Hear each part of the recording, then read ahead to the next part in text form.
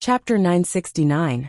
If there was a hole in the corner of the wall, Ning-Ke would definitely crawl into it, regardless of whether it was the endless abyss or the legendary netherworld. But there wasn't, so he could only hold his head and tremble in pain. He sweated profusely and blood kept flowing from the corner of his mouth. Tears and snot flowed down his face, and his clothes were already wet. He had never experienced such terrible pain. He even felt that it was countless times more difficult to endure than when he was captured by the horse gang in the wilderness and interrogated. The axe in his head and the invisible giant axe in the sky kept falling, as if it would never stop, making him feel incomparable despair. Later, his body even began to twitch, and his eyes began to lose focus. Even the color of his lips had turned into an ominous gray. He was really no different from a dead person. After a long time, the giant axe from the sky finally stopped. Although the axe in his head was still chopping, it was slightly better. He stood up with unimaginable willpower and rushed out of the meditation room, not daring to look back at the shadow. After escaping from the White Tower Temple, he staggered forward while coughing blood all the way to the astonished eyes of the people of Chaoyang City. Finally, he walked back to the small courtyard. When he saw Sang Sang under the tree, he suddenly relaxed and could no longer resist the weakness brought by the pain. He blacked out and fainted. When he woke up, it was already dawn. Sang Sang was sitting by the bed and had fallen asleep. There was a bowl of grass ginseng porridge on the table. The porridge was still faintly steaming. It seemed that she had heated it many times last night. Ning-Ke thought of those nights in the city of Wei and Chang'an many years ago. He felt a little warm. He got up and helped her to the bed and covered her with the quilt. His stomach growled, and he found that his stomach was wet. He picked up the bowl of porridge and wiped his mouth. When he was about to go to the White Tower Temple as usual, his face suddenly turned pale. He remembered what happened in the meditation room last night. As soon as he thought about it, he felt a sharp pain in his head. Although no one was chopping him with an axe, the pain was still there. Sang Sang opened her eyes and quietly looked at him for a long time. Suddenly, she pointed at his head and said, "There is someone in your head. He wants to come out." Nothing could be hidden from Hao Ian's eyes, but she did not know what had happened to Ning Quebec. Why was there someone chopping in his head with an axe? Even if she could explain this, how could she explain the invisible giant axe falling from the sky? Ning-Ke walked to the window and looked at the gray sky. He asked in a trembling voice, "Why did you strike me that day?" Sang Sang thought for a moment and said, "Maybe it's because you haven't been with me these days and often forget to cook for me. So you were struck by lightning? There is no thunder, only the sky," Ning-Ke said. Sang Sang asked, "What's the difference?" Ning-Ke's face was slightly pale. He turned to look at her and said, "Why did heaven strike me?" Sang Sang pointed to herself and said, "I am the sky, or I want to chop you." Ning-Ke asked, "Are you hacking me?" Sang Sang looked at the sky outside the window and said, "Maybe it's because I can't stand you treating me like this."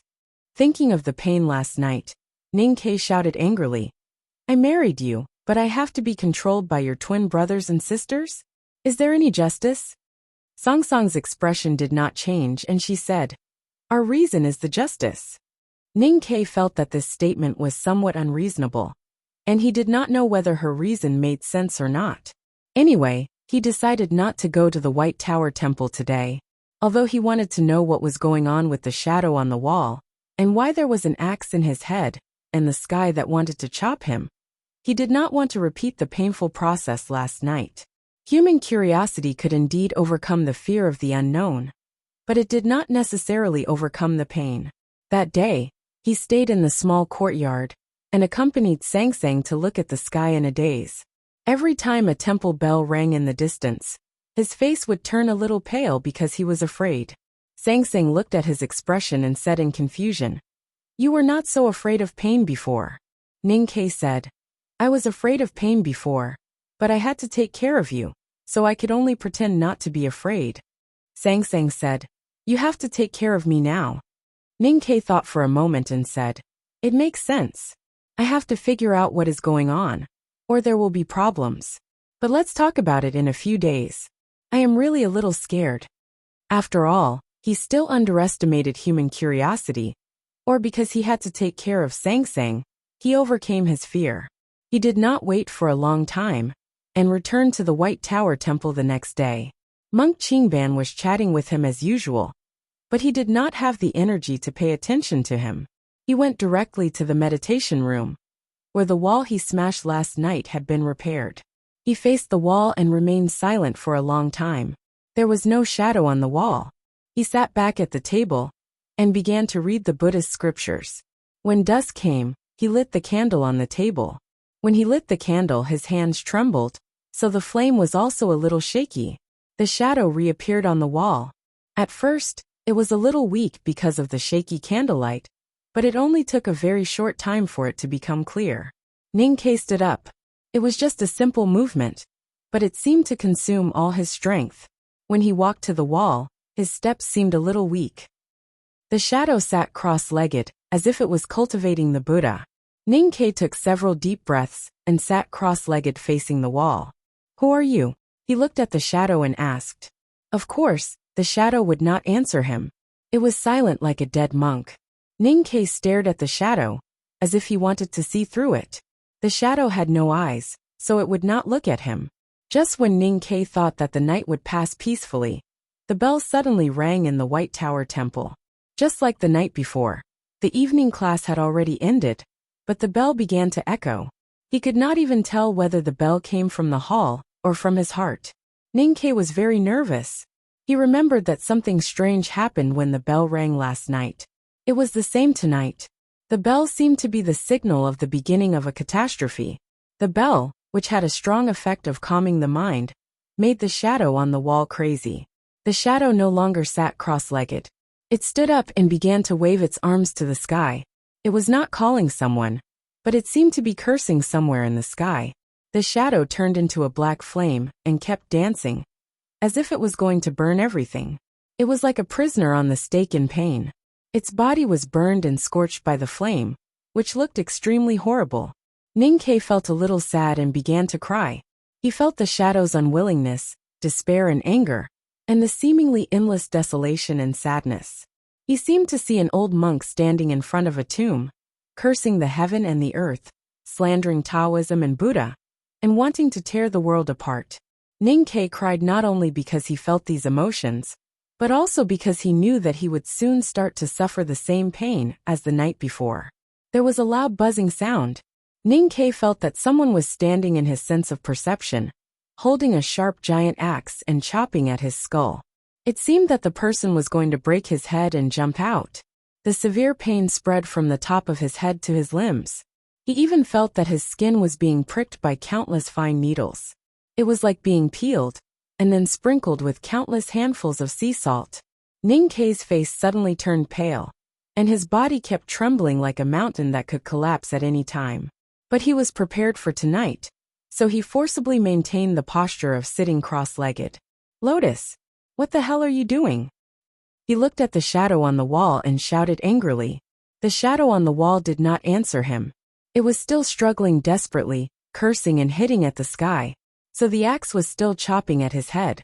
Ning Ke endured the pain and bit his lips tightly. His trembling and hoarse voice came out from his teeth. He looked extremely miserable. He shouted, "If you don't stop, I will kill you." The fragments of Lotus's consciousness had been lying quietly in the depths of his sense of perception for many years. When Ning Ke was in danger, it would occasionally light up and give him instructions. Although Lotus's consciousness was very strong, it was after all a remnant left after death. Ning Ke believed that with the strength of his psyche power, he could definitely suppress it. The shadow still did not pay attention to him, and seemed very contemptuous. Because of the pain, Ning Ke's eyebrows kept twitching, and his clothes had long been soaked with sweat. He knew that he could no longer bear it, so he decisively mobilized his psyche power, and dived into the depths of his sense of perception. Although it was a pity and he was unwilling, he still had to crush the fragments of consciousness left by Lotus. Otherwise he might really go crazy in this kind of pain, or even directly die. But he forgot that he had two axes. As soon as he mobilized his psyche power, a thunderous bell rang in the sky above the White Tower Temple. The invisible giant axe fell from the high sky and directly chopped at his body. At this moment, he felt as if his body was split in half, and his heart was also split in half. Although he bit his lips, he could not stop an extremely miserable howl from bursting out from his lips. He fell to the ground in pain and kept vomiting blood. His body kept twisting, like a mudfish stuffed into a hot pot. Soon the ground became stained with blood. The axe from the sky, and the axe from the sense of perception continued to chop at him. His eyes were glazed and he could no longer bear it, so he passed out. But even in a coma, his body still twitched from time to time. Obviously, the two axes from the sky and the head were still chopping at him. After a long time, he woke up in the meditation room.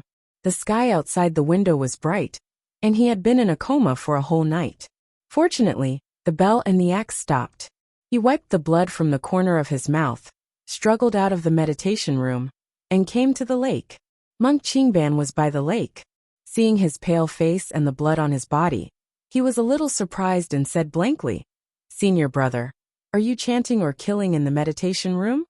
Ning Ke looked at the blue sky and asked, "Did you hear the bell?" Monk Qingban looked confused and said, "What bell?" Ning Ke also looked confused and said, "Why can only I hear it?" Chapter 1. To be continued. If you like this work, please come to Chitian.com to vote for me. Your support is my greatest motivation. Chapter 970. After returning to the small courtyard, Ning Ke sat under the tree and meditated for 3 days and 3 nights. He felt that he had completely recovered. He got up and walked out. Sang Sang said, "If you can't figure it out, why suffer?" Ning Ke did not look back and said, "I have suffered so much. Of course I have to figure it out." He came to the White Tower Temple and quietly read the Buddhist scriptures and the notes of the previous eminent monks. When dusk came, he lit the candle on the table. He was very familiar with this and did it naturally. The candle was slightly lit, and the shadow reappeared on the wall. He walked to the wall and sat down cross-legged. After thinking for a while, he took out the iron cutlass and put it on the ground beside him. At the same time, he took out a few pieces of fu paper from his sleeves and prepared to use them later. In fact, he was very clear that neither the iron cutlass nor the divine talisman would have any effect on the shadow on the wall and the 2 giant axes. Because this was not an ordinary disaster, but doing so could make him feel a little relieved. It did not take long before the bell in the White Tower Temple rang again. The monks in the temple still did not hear it. Only Ning Ke could hear it. He looked at the shadow on the wall and said, "Come on." The shadow stood up and began to roar and struggle violently. The giant axe was waved crazily in Ning Ke's mind again. Ning Ke's face suddenly turned pale, and the blue veins on his forehead appeared with the rhythm of the axe falling. He gritted his teeth and began to bleed, but he still maintained the posture of sitting cross-legged and refused to surrender. Now he was very clear that the shadow on the wall was his and Lian Sheng's. The giant axe in his head was actually a fragment of Lian Sheng's consciousness. 3 days ago, when he could not bear the pain, he wanted to use his psyche power to suppress the fragment of Lian Sheng's consciousness. But at that time, the axe fell from the sky. On the first night, although he did not understand the truth of the matter, he instinctively wanted to destroy the fragment of Lian Sheng's consciousness. It was also at that time that the bell rang in the sky. He did not have the ability to resist the 2 giant axes at the same time. He wanted to try whether he could resist the axe in his head. You keep struggling and twisting. Those who know you will know that you are suffering, but those who don't will think that you are really crazy. What do you want to do? Ning Ke looked at the shadow struggling in pain on the wall and asked with a pale face, "What do you want? Just tell me. How can I know what you want if you don't tell me?" The shadow still did not answer him. The axe was still chopping away at his head. Bean-sized beads of sweat flowed down his nose and into his mouth. It was slightly salty, but it was unknown whether it was sweat or blood. He stared at the shadow on the wall, his body trembling as he endured the increasingly terrifying pain. He clenched his fists so tightly that his nails dug deep into his palms. "What the devil do you want?" he cried in pain and anger. The shadow suddenly stopped and turned into a dark shadow. It spread out in all directions and eventually occupied the entire meditation room. Whether it was the candlelight or the starlight outside the window, They all fell on the walls and the floor in darkness.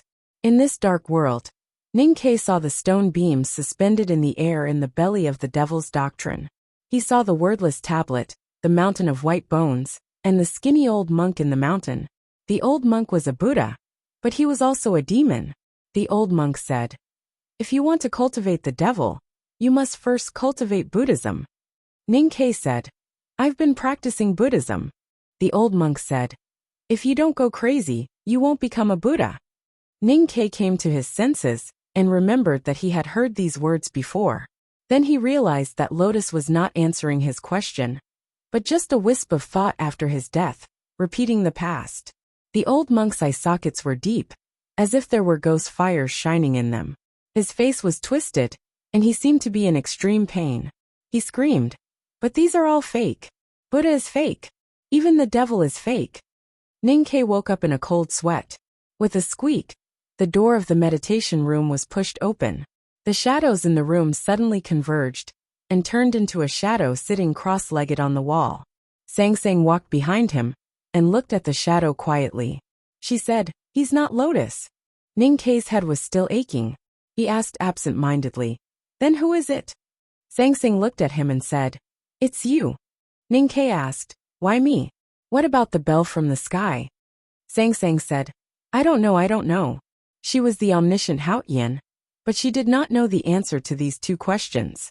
In the following days, Ninkei still went to the White Tower Temple occasionally. He asked the shadow on the wall in pain and cursed angrily, but he still did not find the answer. The most painful thing for him was that if he did not go to the White Tower Temple, the axe in his head would not hit him. But no matter where he was, the bell in the sky was still ringing. The invisible giant axe kept hitting his body and mind, as if it would not stop until it cut him into two pieces. No one could hear the bell falling from the sky, just like no one could hear the bell in the White Tower Temple at night. No one could see the giant axe falling from the sky, not even Sang Sang. Sometimes Ninkei even thought that these were all illusions. But the incomparably clear pain kept reminding him that the axe really existed, and that someone was really hitting him. What kind of pain was it to have the giant axe slashing at his body all the time? He couldn't bear it at all. His body became weaker and weaker, and his spirit became more and more scattered. Sometimes, he really couldn't bear it and rushed into the courtyard to curse at the sky, but he found that it was meaningless. Sang Sang spent all her time taking care of him. She wiped the sweat from his forehead, drove away the shadows of nightmares and summer flies, held his hand, and occasionally looked at the sky. 3 years passed. Ninkei had been hit by the axe for 3 whole years. Time seemed so long and unbearable in the pain. He even thought of killing himself, but he could not bear to leave Sang Sang.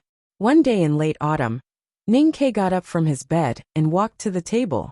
He reached out his trembling fingers and picked up the teacup to take a sip of tea. He used a lot of strength to keep the teacup from falling.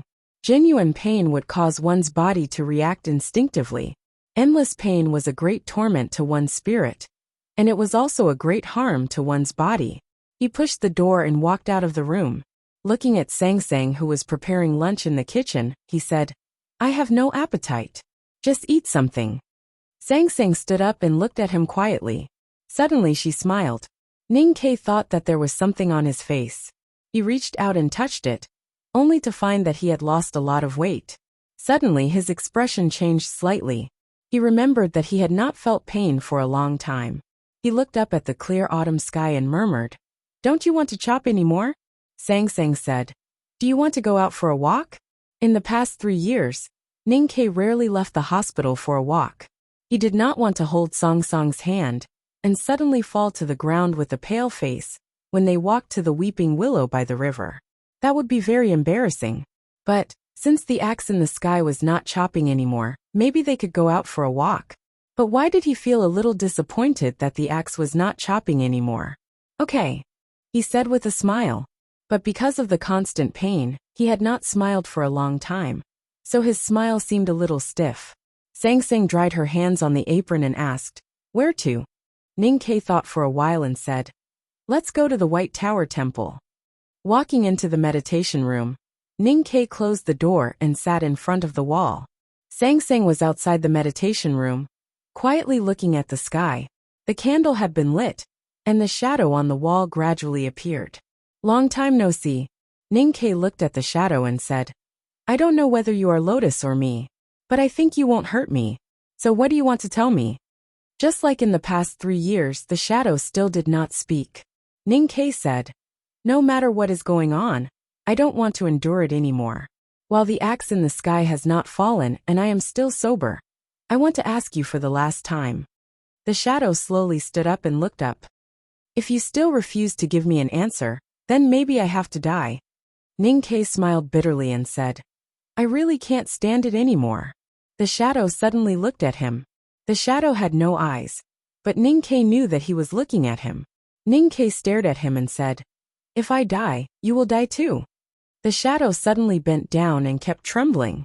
It seemed that he was laughing so hard that he could not stop his tears. Ning Ke was about to say something when the shadow suddenly straightened up and hit his head with his palm. The bell of the White Tower Temple rang again. The giant axe in Ning Ke's head fiercely chopped at his head. This was the heaviest blow in the past 3 years. Almost at the same time, an extremely violent sound rang in the sky. An invisible and extremely sharp giant blade came from the sky and fell on Ning Ke's body in the blink of an eye. The 2 axes met on Ning Ke's head, separated only by the top of his skull. There was a loud buzzing sound. Ning Ke felt that his body and heart were really split into 2 halves. The severe pain made his pupils shrink and the root of his tongue numb. He could not even bite his tongue to commit suicide. The next moment, the pain slowly disappeared like the ebbing tide. He felt as if his head had been split open. His eyes were in the gap, and he could see things. He looked at the wall and the sky at the same time. He felt that his body was completely transparent. He could see the scenes that he could not see before. He could see clearly the things that he could not see before. Was this the divine sight? Earlier, people gathered under the pear tree at the back of the mountain of the academy. Sixth brother held an iron hammer and kept hitting the chessboard. The others kept cheering for him. They kept hitting the chessboard. As long as Ning Ke did not come out, they would keep hitting it. They believed that one day the chessboard would be broken. The autumn wind blew slightly. Eldest brother came under the pear tree, and everyone came forward to bow.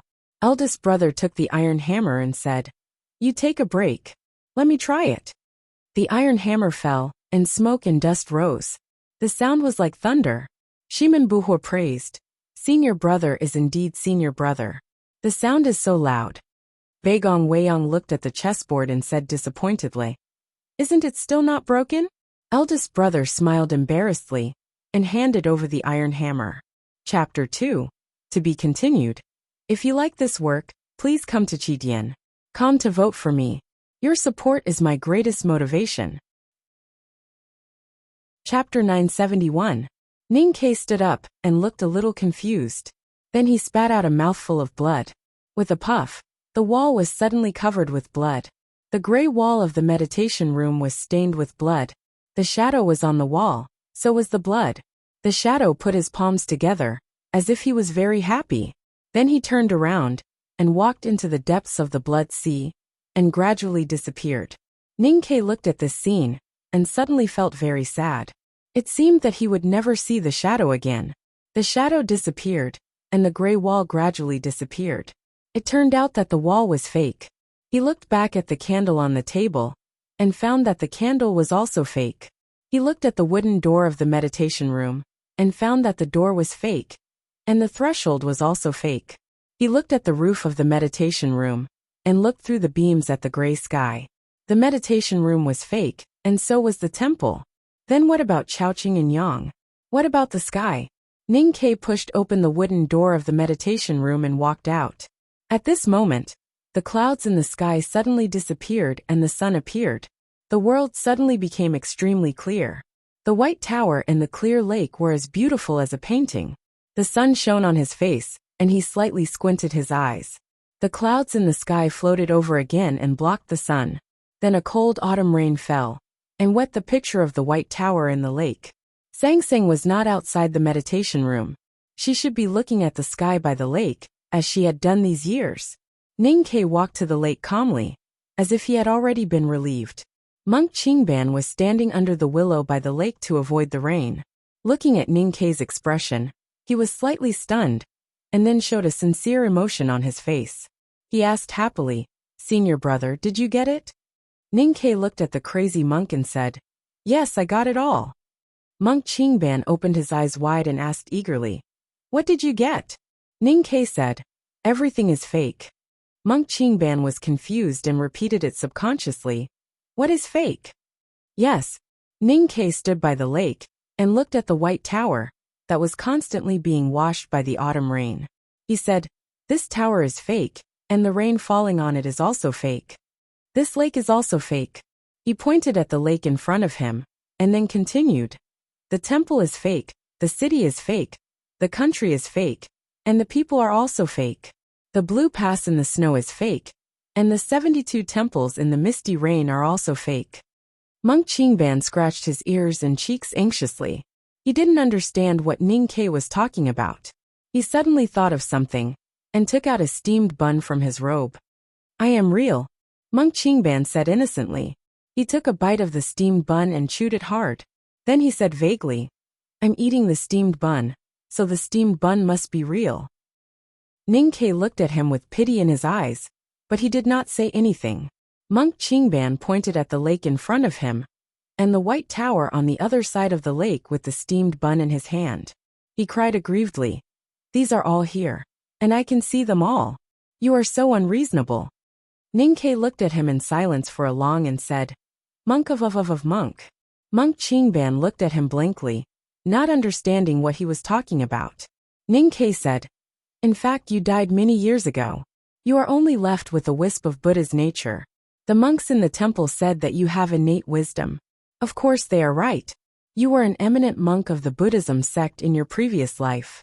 It is a pity that you were killed as soon as you entered the human realm. Otherwise, you might have become the Vedanta of Xiankong Temple." Monk Qingban was confused and asked, "I was killed? Who would kill me? Who killed me?"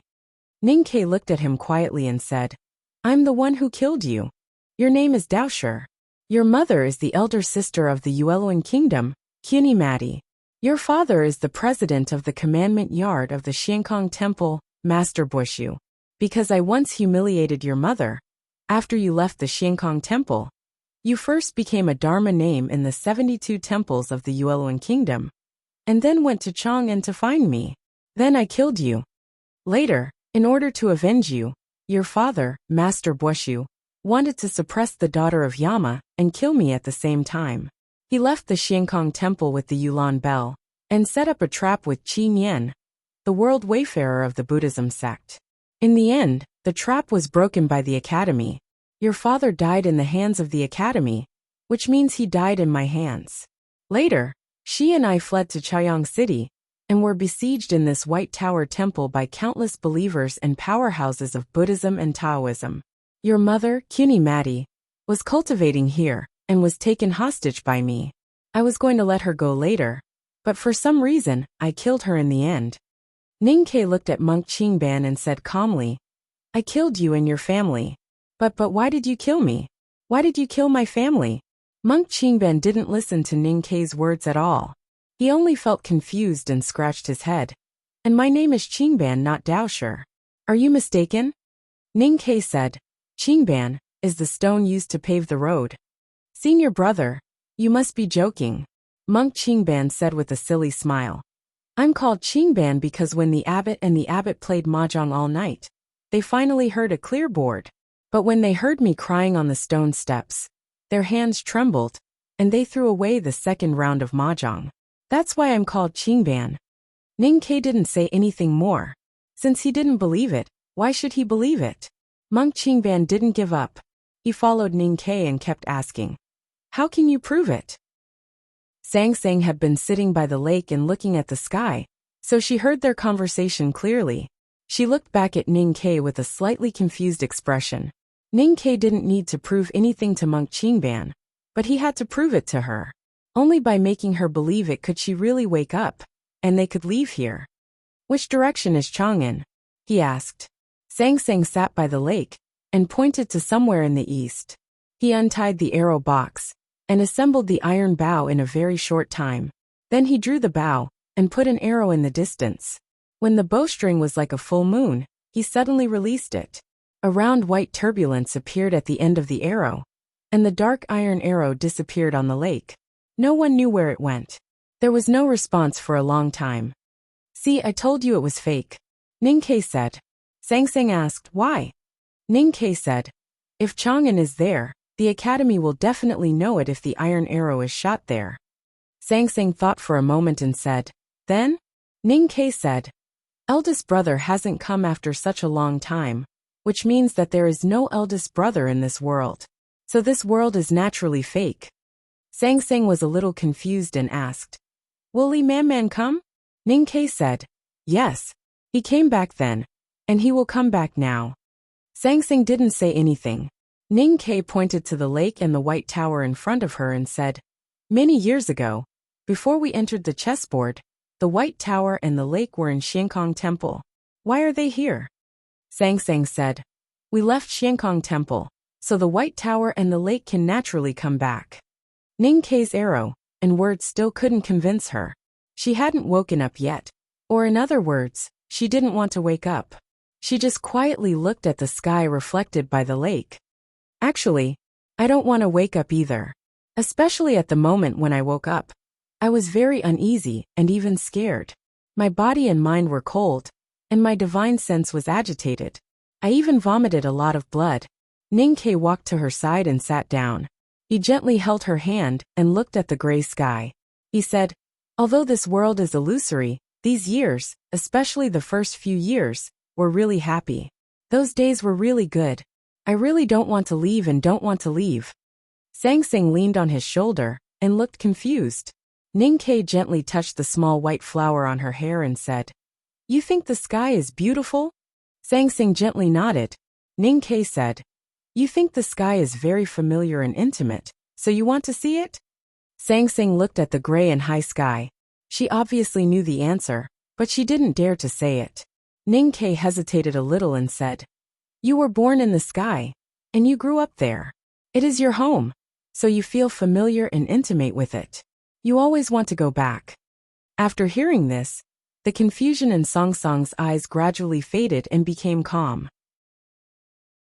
Just like the lake in front of her that was disturbed by the autumn rain, it gradually calmed down, and the reflected sky became clear.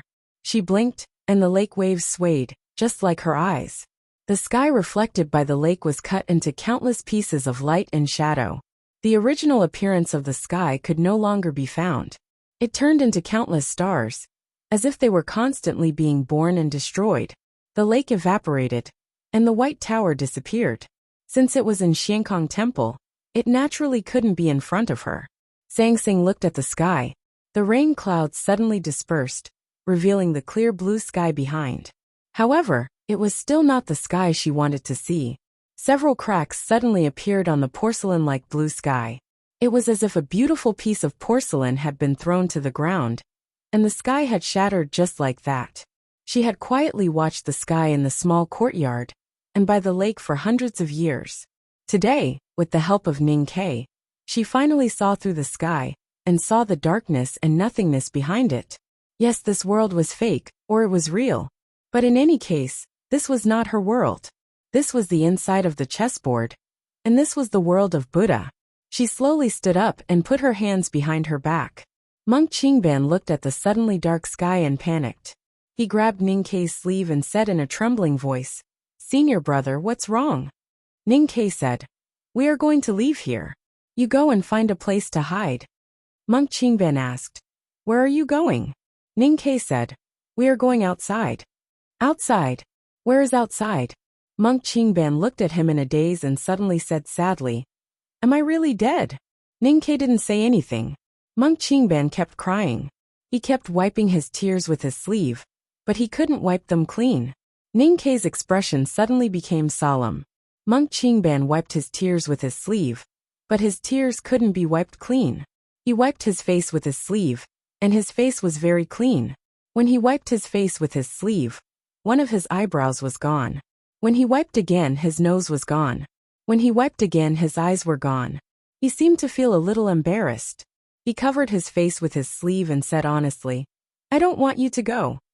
Monk Qingban rubbed himself with his sleeves until he looked like a Buddha covering his face. He said he didn't want Ning Ke and Sang Sang to go. He didn't want them to go. Chapter 3. To be continued. If you like this work, please come to Chidian.com to vote for me. Your support is my greatest motivation.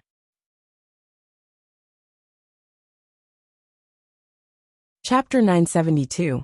In the records of Buddhist scriptures, there was a Vedanta with a handsome face, which was very similar to the Buddha. Countless believers mistook him for the Buddha and worshipped him. The Vedanta was ashamed and thought that he had wronged the common people.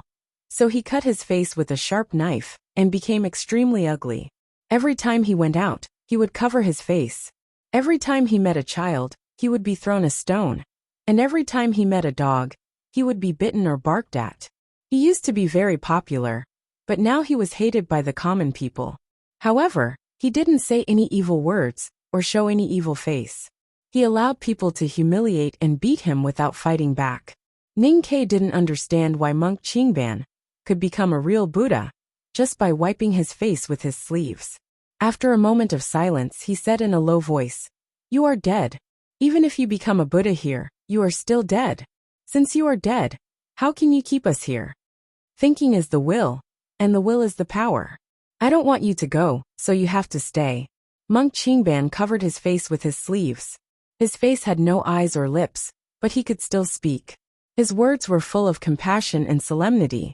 The light of Buddha shone through his sleeves, which was extremely gorgeous. As soon as he finished speaking, his sleeves fell on Ning Ke's face with endless Buddha's power. Ning Ke had been prepared for this. With a bang, he unsheathed his iron cutlass and cut across the air. The sleeves and the iron cutlass met silently. But the autumn trees by the lake bent down because of the strong wind. With dense cracking sounds, countless trees were broken from the middle, revealing the white stubble. A monk's sleeves fluttered in the wind. The iron cutlass broke out of the sleeves and fell on the neck of Monk Qingban. The black cutlass became red and extremely hot. The vermilion bird kept screaming in the flame. Monk Qingban had no facial features, so it was difficult to show his emotions. But at this time, one could clearly see that he was shocked. He couldn't understand why Ning Ke's iron cutlass could break the Buddha's power so easily. "I killed you once in Chang'an. At that time, in the ocean of consciousness, I proved to you that there is no Buddha in my heart. Although I have been cultivating Buddhism for many years, I still can't do it." Ning Ke's cutlass cut across the neck of Monk Qingban and said, "So I can kill you again." He withdrew the cutlass, and the head of Monk Qingban fell from his shoulders like a ripe fruit. It fell on the floor and rolled to the broken tree by the lake. Monk Qingban's body was still standing. Countless golden liquid flowed in his neck and slowly evaporated into the air. Under the tree, the face of Monk Qingban reappeared. He blinked his eyes with some difficulty and remembered the scene of him reading scriptures and worshipping Buddha in the White Tower Temple countless years ago. Only then did he realize that everything was empty. He looked towards the distant east and revealed a complicated expression. There was a bit of frustration and sorrow. Then, he slowly closed his eyes and presumably would never open them again. It was not until then that Monk Qingban or Daosha really woke up and died. On the surface of the headless body left by Monk Qingban, many cracks suddenly appeared.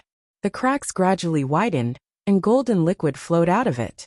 The golden liquid melted in the wind and turned into the purest glory of Buddha. Ning Ke looked at the scene in front of him in silence. He did not notice that Sang Sang, who was sitting by the lake behind him, looked at the golden Buddha nature with a slight frown and a pale face. He was killed by Sang Sang in the West Hill Divine Palace. Then, he was resurrected by Haoyin's divine power. His body was now pure and clean. In the West Hill Divine Palace, his flesh and limbs were cut off by Sang Sang. Then, he was resurrected by Haoyin's divine power. It was as if he had gone through countless changes of tendons and marrow. Now there was no dirt in his body. It was unimaginably pure. In the cliff cave of Shinkong Temple, he completed the homework assigned by Master Lotus.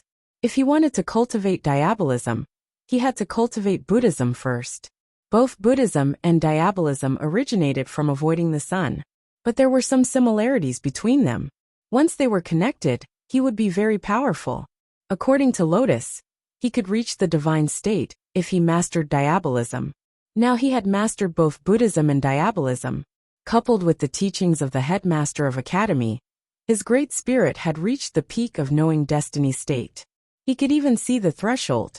Now he could kill people with his Zen and his cutlass. Not to mention Monk Qingban, a fake Buddha. He could even kill powerful elders of Commandment Hall of Xiankong Temple with his cutlass. Sang Sang said softly by the lake. So that's how it is. She had seen through everything in the world. Chaoyang City was fake. The White Tower Temple was fake. The lonely tree and the black crow in the courtyard were fake. So were the vegetables in the market and the pickle jars in the kitchen. If they were all fake, then who was real? This was the world inside the chessboard. On the cliff plateau of Xiankong Temple, she took Ning Ke into the chessboard to find Buddha. But they were delayed for 1,000 years. Just like when she entered the chessboard in Lank Temple. She didn't know she was a guest in the dream. When she was on that mountain, she saw the truth and also saw the fabrication. She experienced endless loneliness. There was no one to accompany her, and there was no one to talk to. Compared with that year, she was not so lonely this time, because there was one more person beside her. But she knew that without that person, Buddha could not have trapped her for so many years. She stood up and looked at Ning Ke quietly. She said, "A green pear came into my dream. How many years we have wasted here is how many years you have wasted for me." Ning Ke ignored her. He was just thinking about how many years they had lived in this chessboard world. The more he thought about it, the more uneasy he felt. It was so long that even the pictures of the first years were blurred. Master Qishan said that if you enter the chessboard from the front, a year is a moment, and if you enter the chessboard from the back, a year is a moment. Which side did we enter from? How many years have passed outside? Sang Sang was about to get angry, but after listening to Ning Ke's question, she found that he did not care about her anger at all. After a moment of silence, she said, "Since I came in, how can Buddha be so free?" Ning Ke asked, "Can you roughly calculate it?" Sang Sang thought for a moment and said, "At most a few years." Ning Ke could not understand the concept of time flow, even though he had reached the peak of knowing destiny state. But it was not too difficult for Haotian.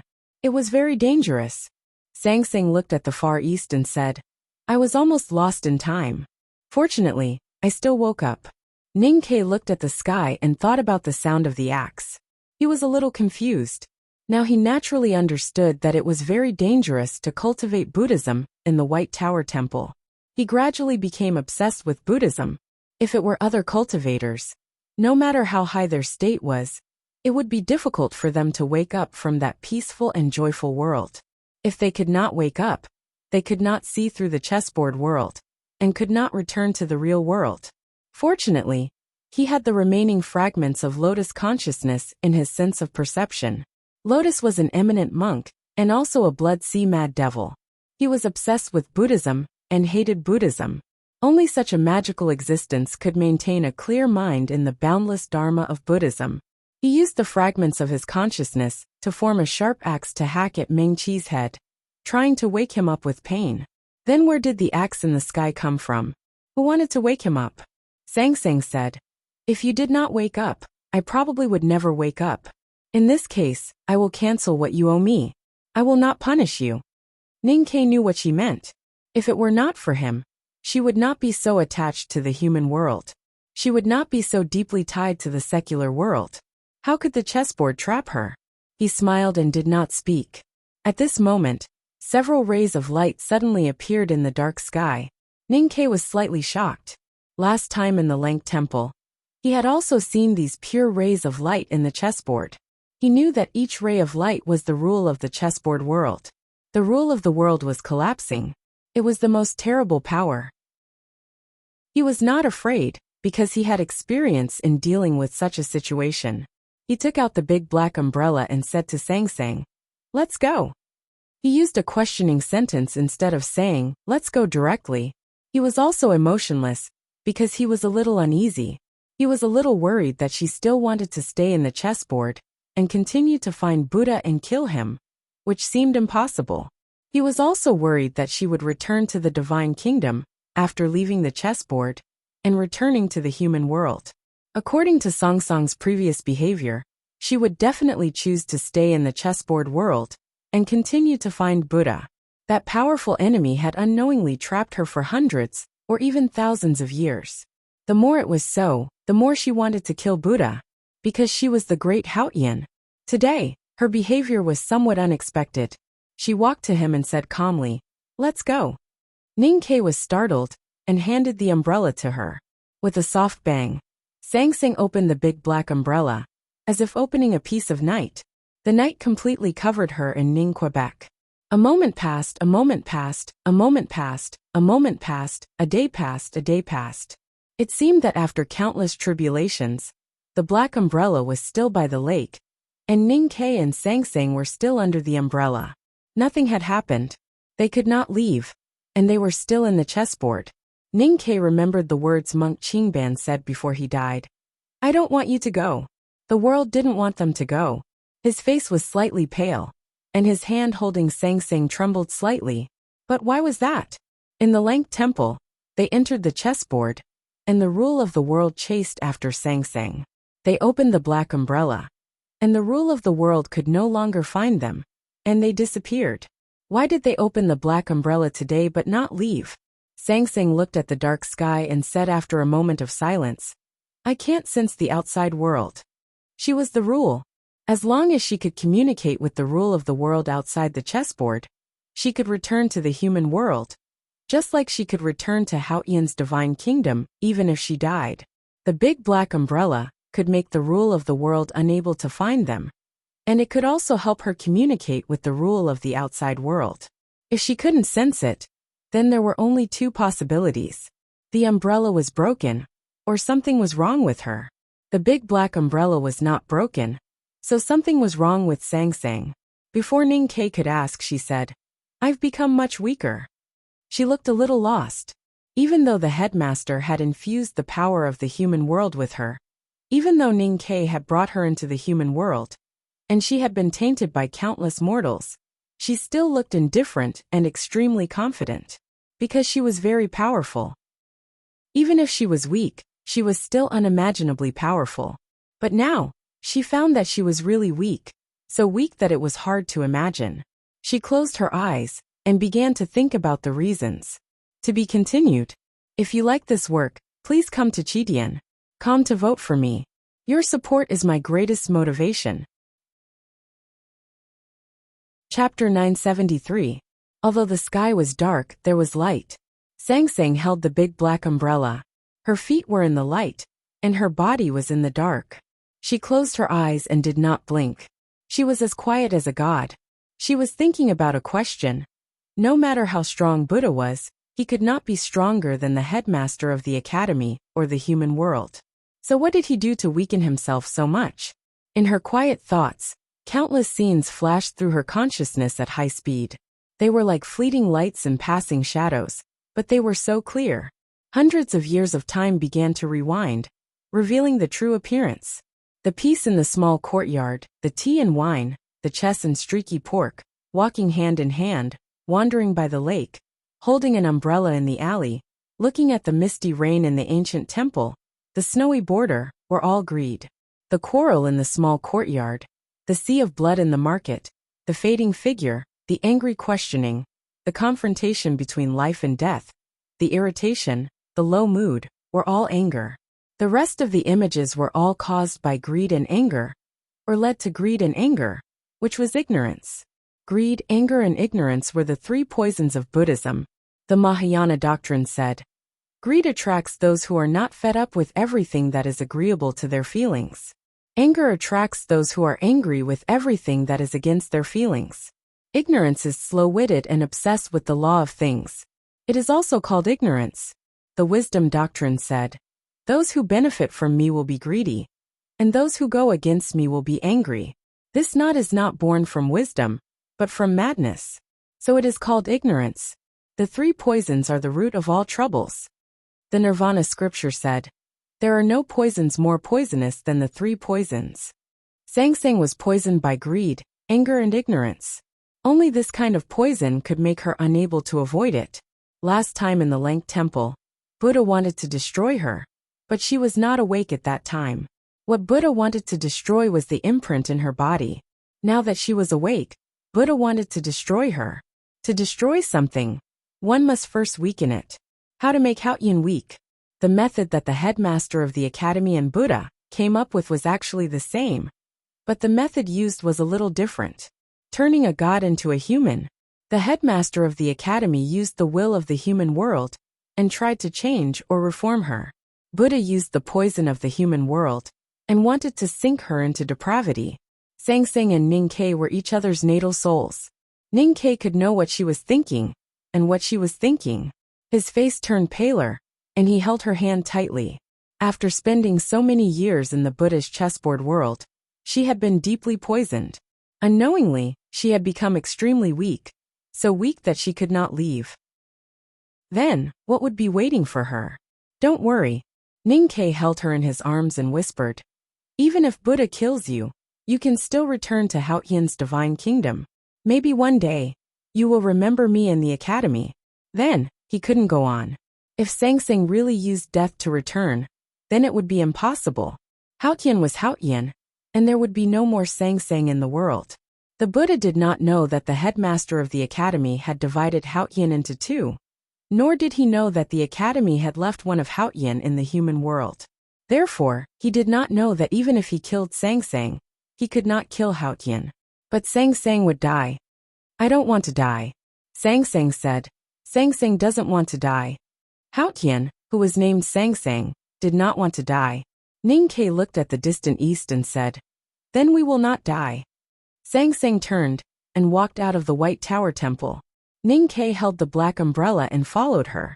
Outside the temple, she pointed to a woman under the eaves whose clothes were half wet by the rain and said, don't you find it strange that she has not aged after so many years?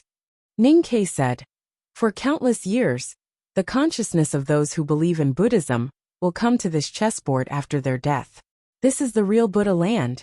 They are dead, so naturally they will not age. Sangsang said, but you have not aged either. Ning-Ke thought it was true. At least hundreds of years had passed, but he had not aged or died. Sangsang looked at the light that represented the rules in the dark sky. After a moment of observation, she said, the rules of this world have not collapsed, so why is there no death? Ning-Ke could not explain this. Sangsang said, do you know what nirvana is? Ning-Ke said, the highest state of Buddhism is nirvana. Sangsang said, nirvana is a state. What state?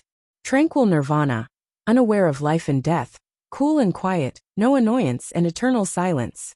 It is neither born nor destroyed, neither dirty nor clean, neither increasing nor decreasing, far away from one thing, life and death and eternal. Sangsang said, this is nirvana, which is to become Buddha. Ning-Ke remembered that Sangsang once mentioned the cat with the surname Xue in front of the stone statue of Buddha on Hua Mountain.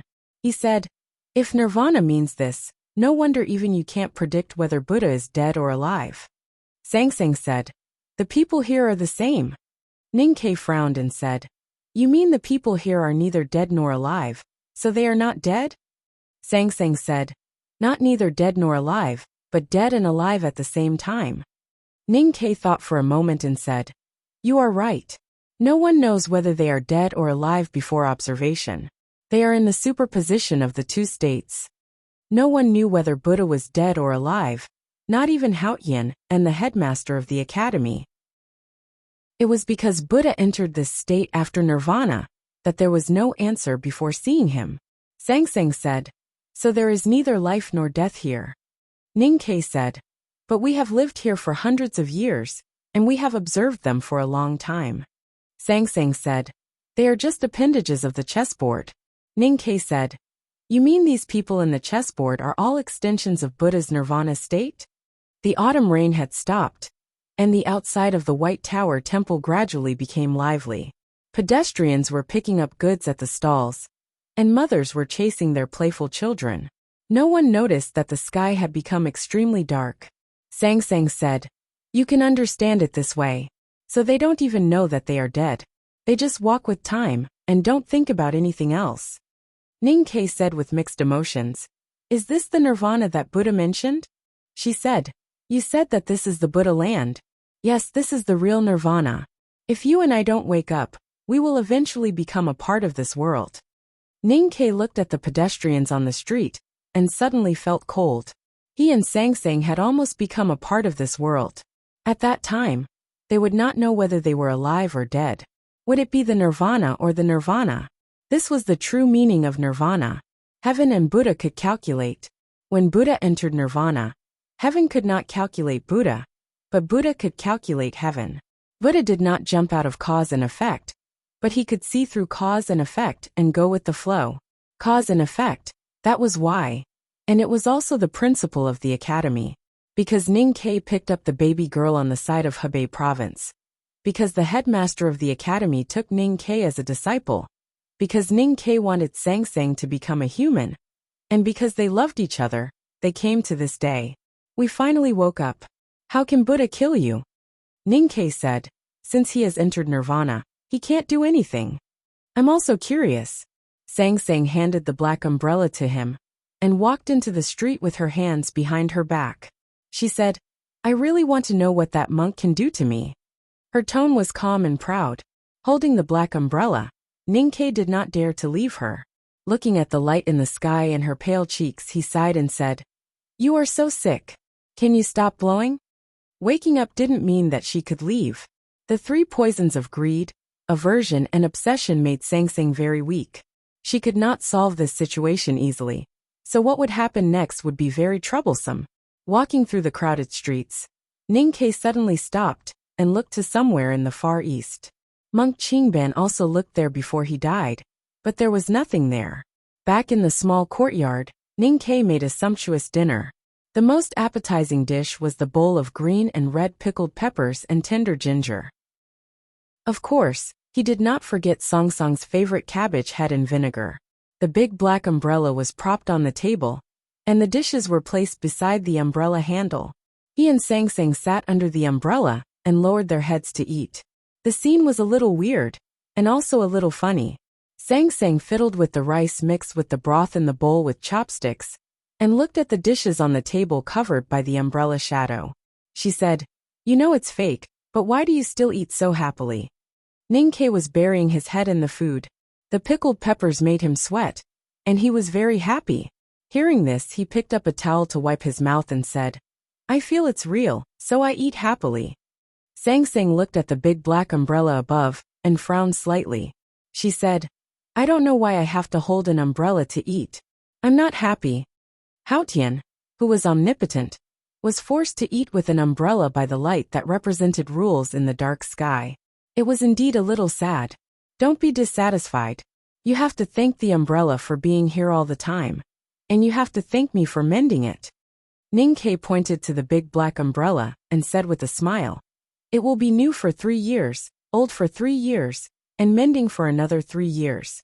This black umbrella will definitely become our family heirloom in the future. With the big black umbrella around, they did not have to worry about being discovered by the light that represented rules. But how could they leave? After dinner, they began to think about this problem. They had been in the chessboard for many years, but Ning-Ke and Sang-Sang were not in a hurry, at least on the surface. They thought they still had enough time to solve the problem. The 3 poisons of greed, aversion and obsession were indeed the poisons of all poisons. Sang-Sang had no way to cure them, and Ning-Ke could not think of a way either. In this case, life had to go on. Last night's dinner was too sumptuous, and there were no more vegetables at home. So Ning-Ke went to the market to buy vegetables. Now Sang-Sang naturally followed him without his request, because they only had one umbrella. When they arrived at the market, they found that their idea was wrong. With the big black umbrella, the light could not find them, but people could.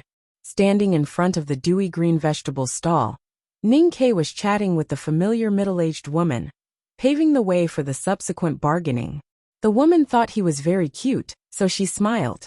Her smile was very beautiful, dignified and compassionate, and there was a red mole between her eyebrows. Ning-Ke was also smiling at the beginning, and then his smile gradually disappeared. He looked at the woman and asked seriously, What kind of Buddha are you? Chapter 1. The task will definitely be completed before going to bed. To be continued. If you like this work, please come to Chidian.com to vote for me. Your support is my greatest motivation. Chapter 974. The auntie did not speak, but just looked at him with a smile. She held a yam in her left hand, and a handful of celery in her right hand. Both were vegetables and medicine. Ning-Kei suddenly laughed and said, "Are you the legendary medicine Buddha?" The auntie smiled and said, "Yes." Ning-Kei thought for a while and said, "The medicine Buddha can cure diseases. My wife is seriously ill. She should be poisoned. I wonder if you can take a look and write a prescription for her." The auntie looked at Sang Sang and said with pity, "The poison is incurable. It's better to go back." Ning-Kei pointed to the sky and said, "What if I don't go back?" The auntie said, "Death is liberation." "That makes sense," Ning-Kei said with a smile. Then he pulled out his iron cutlass and chopped at the auntie behind the vegetable stall. The vegetable stall was full of green vegetables with dew on the leaves, which looked very fresh. Ning-Kei's iron cutlass should have easily chopped the vegetable stall into 2 halves, chopped the leaves into countless pieces, and chopped the dew into moist foam. But he didn't, because the vegetable stall turned into a field. The green vegetables on the stall turned into lush plants. The yam in the auntie's left hand turned into a fruit branch, and the celery in her right hand turned into a Buddha bowl. The auntie turned into the real medicine Buddha. Her hair was black and plump, and her ears fell on her shoulders. She looked solemn, and countless halos and auspicious clouds surrounded her. In front of the medicine Buddha, there were thousands of colorful banners fluttering. It was these banners that blocked Ning-Kei's cutlass. Ning-Kei looked at the Buddha statue that was so close to him, but seemed so far away. He said in shock, "It's true." The medicine Buddha smiled slightly. The red mole between her eyebrows shone brightly, illuminating the vast field around her. The colorful banners fluttered faster and faster, and the plants in the field grew taller and taller. Ning-Kei and Sang Sang stood in the field. Their legs were instantly entangled by the green vines and could no longer leave. The medicine Buddha chanted the name of Buddha and slowly tilted the alms bowl in her hand. The black liquid in the alms bowl dripped onto the ground and turned into a river, rushing toward Ning-Kei and Suli. Medicine was used to cure and save people, but it could also be used to kill people. Sometimes good medicine could become the most powerful poison. Ning-Kei only felt a stuffiness in his chest when he smelled the strange fragrance in the medicine river, followed by a sharp pain. He covered his chest and coughed, as if he was going to cough out his internal organs. Sang Sang stood beside him and looked at the medicine Buddha in the distance. She frowned slightly and said, "How ridiculous." After saying this, she blinked her eyes, and the field was shattered. The lush plants were turned into pieces, and the fragrant medicine river was shaken out of the river and spread in all directions. The vegetable stall was still the same vegetable stall. Ning-Kei waved the iron cutlass, and with a shrill sound of friction, the blade slashed across the ant's body, leaving a neat cut, from which a faint golden light shone. The auntie smiled at the two of them. With a cracking sound, her body was divided into 2 halves and scattered on the ground. The smooth cut was enshrouded in golden light, as if there were countless melted gold flowing. The gold melted in the wind and dispersed into golden mist, gradually drifting around the vegetable market. Some of the golden mist floated in front of Sang Sang. She frowned slightly, and her face became paler, as if she was in pain. They couldn't buy vegetables after killing all the vegetable sellers. Ning-Kei returned to the small courtyard with a heavy heart, especially when he thought of the last scene, which made him feel even more uneasy. Whether it was the real medicine Buddha or the fake one, in front of him and Sang Sang, they didn't have much resistance, just like Monk Qingban turned into the masked Buddha. But the Buddha's aura after their death seemed to hurt Sang Sang. What if they met these Buddhas again in the future? They had to leave this world as soon as possible. "We have to find a way to detoxify the poison in your body." He looked at Sang Sang and said. Sang Sang's face was a little pale, and she said, "What if I can't detoxify it?" Ning-Kei didn't want her to worry, so he said with a smile, "You won't die even if I can't detoxify it. Life has to go on." Sangsang looked at his eyes quietly and said, "Life is poison." Ning Ke understood, but he didn't know how to answer. After a moment of silence he said, "Let's go." This time he didn't ask questions, because he didn't mean to leave the chessboard world, but to leave the small courtyard or Chaoyang city. He was going to cure Sangsang and detoxify her. Just like many years ago, they had lived in the small courtyard for many years, so they naturally had many memories and many household necessities. But Ning Ke's luggage was very simple. In addition to weapons and food, there was only a jar of pickles. Sangsang asked, "Where are we going?" Ning Ke subconsciously looked to the far east again, but he was a little scared. He said, "To the south." Sangsang's pale cheeks suddenly turned red, and she said, "Are you going to see her?" Ning Ke was stunned, and then understood what she was talking about. He said with a smile, "There is no great river kingdom in the south of this world." Sangsang said, "But you are used to going to the south." Ning Ke was confused and asked, "So?" Sangsang said, "You just want to see her in your heart." Ning Ke was a little angry and said, "Why are you still talking about this at this time?"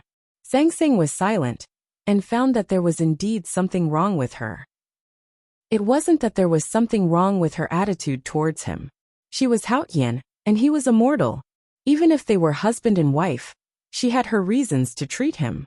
The problem was that her state of mind was a little unstable. This was anger, and there was also greed. The poison in her body was getting worse. Ning Ke understood something and held her in his arms, saying, "I will definitely cure you."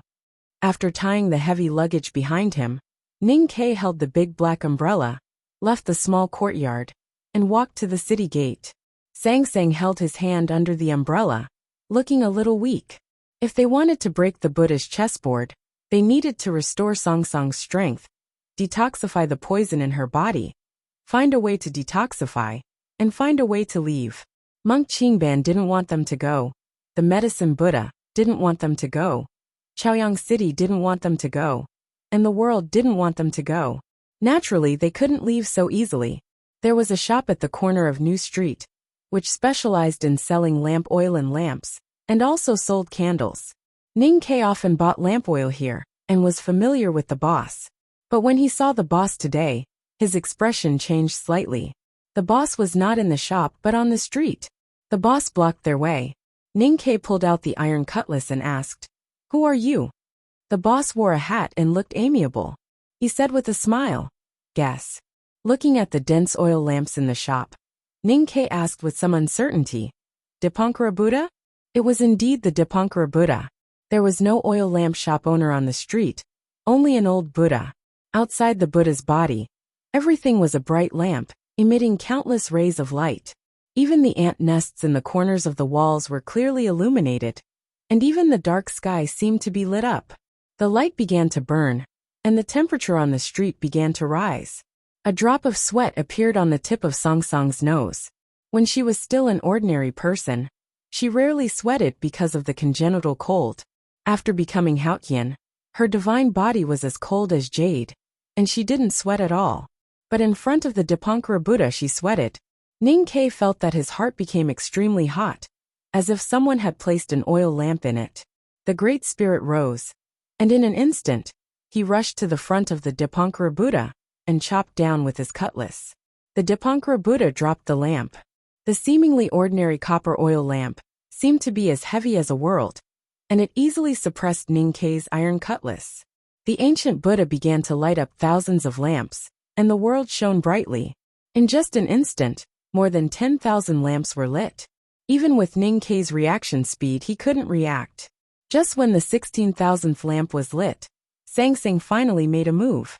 She stretched out her right index finger, and gently pressed against the bottom of the copper oil lamp.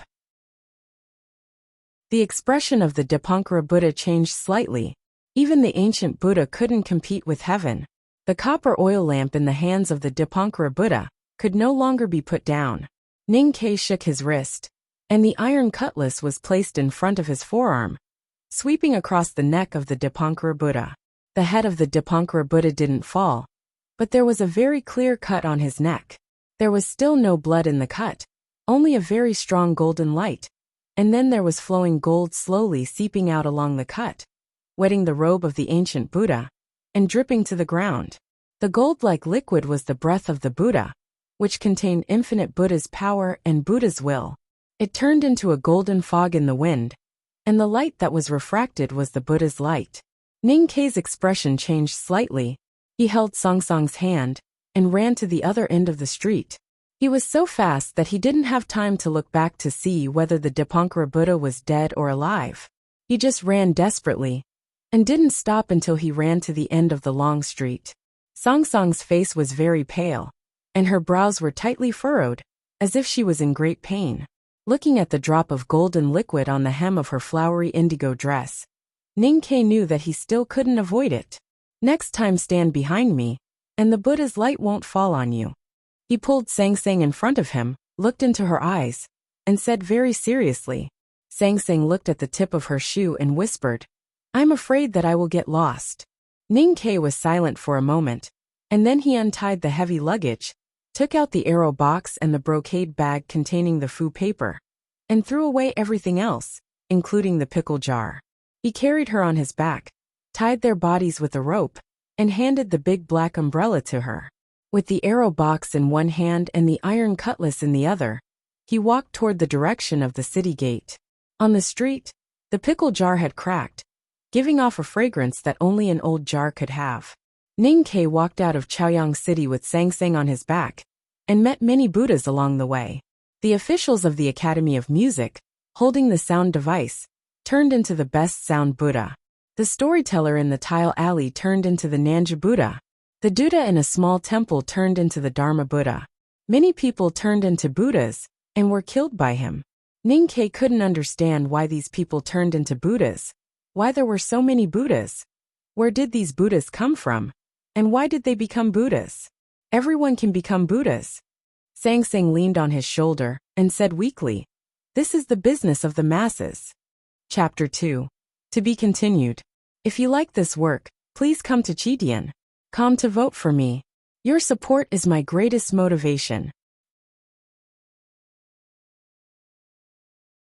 Chapter 975. The serfs living in the underground world, under the Xiankong Temple, only knew the round sky and the Buddha. They had no choice, so their faith was the purest. In the human world, there were many devout Buddhist believers like them. After countless generations, the believers died, and their awareness came to the chessboard of the Buddha, forming the nirvana. According to Buddhism, what kind of world could be qualified to be called the nirvana? That was the world where everyone could become Buddha. In Chaoyang City at this time, all the servants, peddlers, officials, and monks were merciful and chanting. They were Buddhas, all of them were Buddhas. Ning Kei and Sang Sang wanted to know what Buddha would do to kill them after they woke up. Now they saw the answer. All living beings were doing business with all living beings. Men, women, old, and young all became Buddhas and surrounded them. They looked solemn and merciful, chanting scriptures. They did not mention killing, but the intention of all living beings was to kill Haoyin and Sang Sang. There was a man who had carried a load for decades and had calluses on his shoulders. He was a thick-shouldered Buddha. There was a girl who was enlightened by the rising sun. He was a Buddha who was born in the sun. There was an old man who was fishing in the river. He was a Buddha who was enlightened by the net. There was also a Buddha of fame, a Buddha of Dharma, a Buddha of light, a Buddha of various colors, a Buddha of incense, a Buddha of light, a Buddha of all righteousness, and many other Buddhas with no names. The whole city was crowded with Buddhas.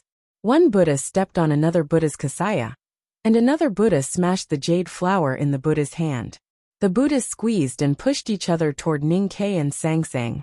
Looking at this shocking scene, Ning Kei seemed to go back to those years in Chaoyang City. Countless people wanted to kill Sang Sang, the daughter of Yama, who was on his back. When he saw that the man who played monkey tricks also became a Buddha, and even the monkey on his shoulder became a bad-tempered fighting Buddha, he could not bear it anymore, and rushed over with his iron cutlass. He had killed many Buddhas on his way out of the city. He wanted to stop for a while. Because all Buddhas had Dharma, they were not easy to kill.